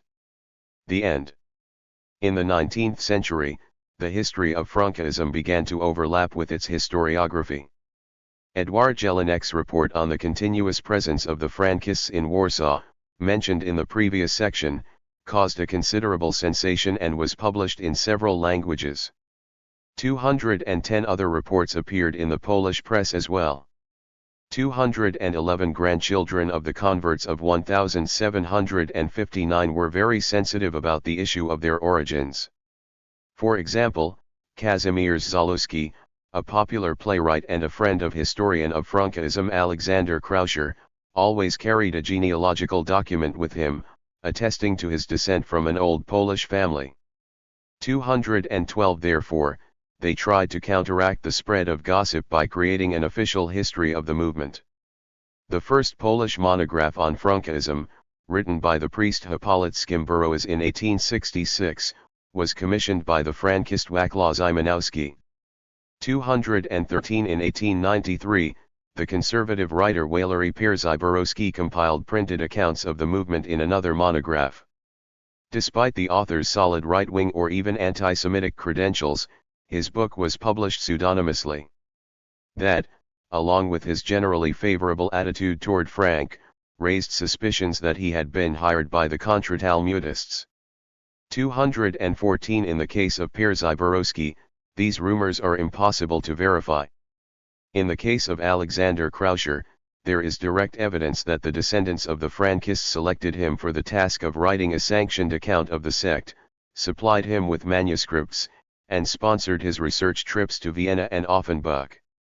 215 Krauscher's mission was twofold: to draw a clear line. 262-9. Between the excesses of Frank and his early supporters and the flawless conduct of their children and grandchildren, and to ensure that the history of the movement would be seen as closed. Accordingly, the to his book contains the following statement: the descendants of the first followers of the Lord became true and faithful Christians and citizens of their country. In the second generation, they had already severed all ties to the tenets proclaimed by the agitator, and today, after the passing of more than 5 generations, their grandchildren have nothing in common and wish to have nothing in common with their historical past. The historian of Frankism must not try to complicate unnecessarily the events already finally closed and attempt to project them onto the present. 216 Krauscher's position was generally accepted, and the majority of scholars ignored reports about the existence of Frankism in the 19th century. In 1904, the prolific anti-Semitic writer Tadeusz Koński published a kind of directory of converts to Roman Catholicism in Poland, titled Neophysii Polsci. He praised the contribution of the Frankists to Polish society and claimed that the second and third generations of the sectarians had become true Catholics and true Poles.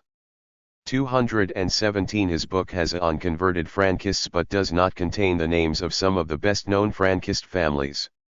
It was well known that Koński funded the publication of his work with hush money extorted from some rich converts for omitting their names. 218 Rumors that the descendants of Frank's followers attempted to bribe or to silence the historians dealing with the subject circulated in the 1930s and occasionally resurface even today. 219 Various parties who had an interest in keeping the matter alive counteracted the efforts of the Frankists' grandchildren to bury their past. Polish anti-Semites vied with one another in pinning down one or another public figure of allegedly impeccable lineage as a Frankist or, alternatively, in defending the purity of Christian blood of national heroes rumored to be tainted by Frankist ancestry. Debates about the Frankist origins of Poland's greatest poet, Adam Mickiewicz, and greatest composer, Frédéric Chopin, were particularly stormy. 220 Political powers also attempted to use the history of Frankism for their own purposes. In this regard, the lead was taken by the Russians. Alexander I's interest in the sect has been already mentioned. His Warsaw spy, Makrot, was instructed to inform the Tsar regularly about everything pertinent to the section 221 in 1845.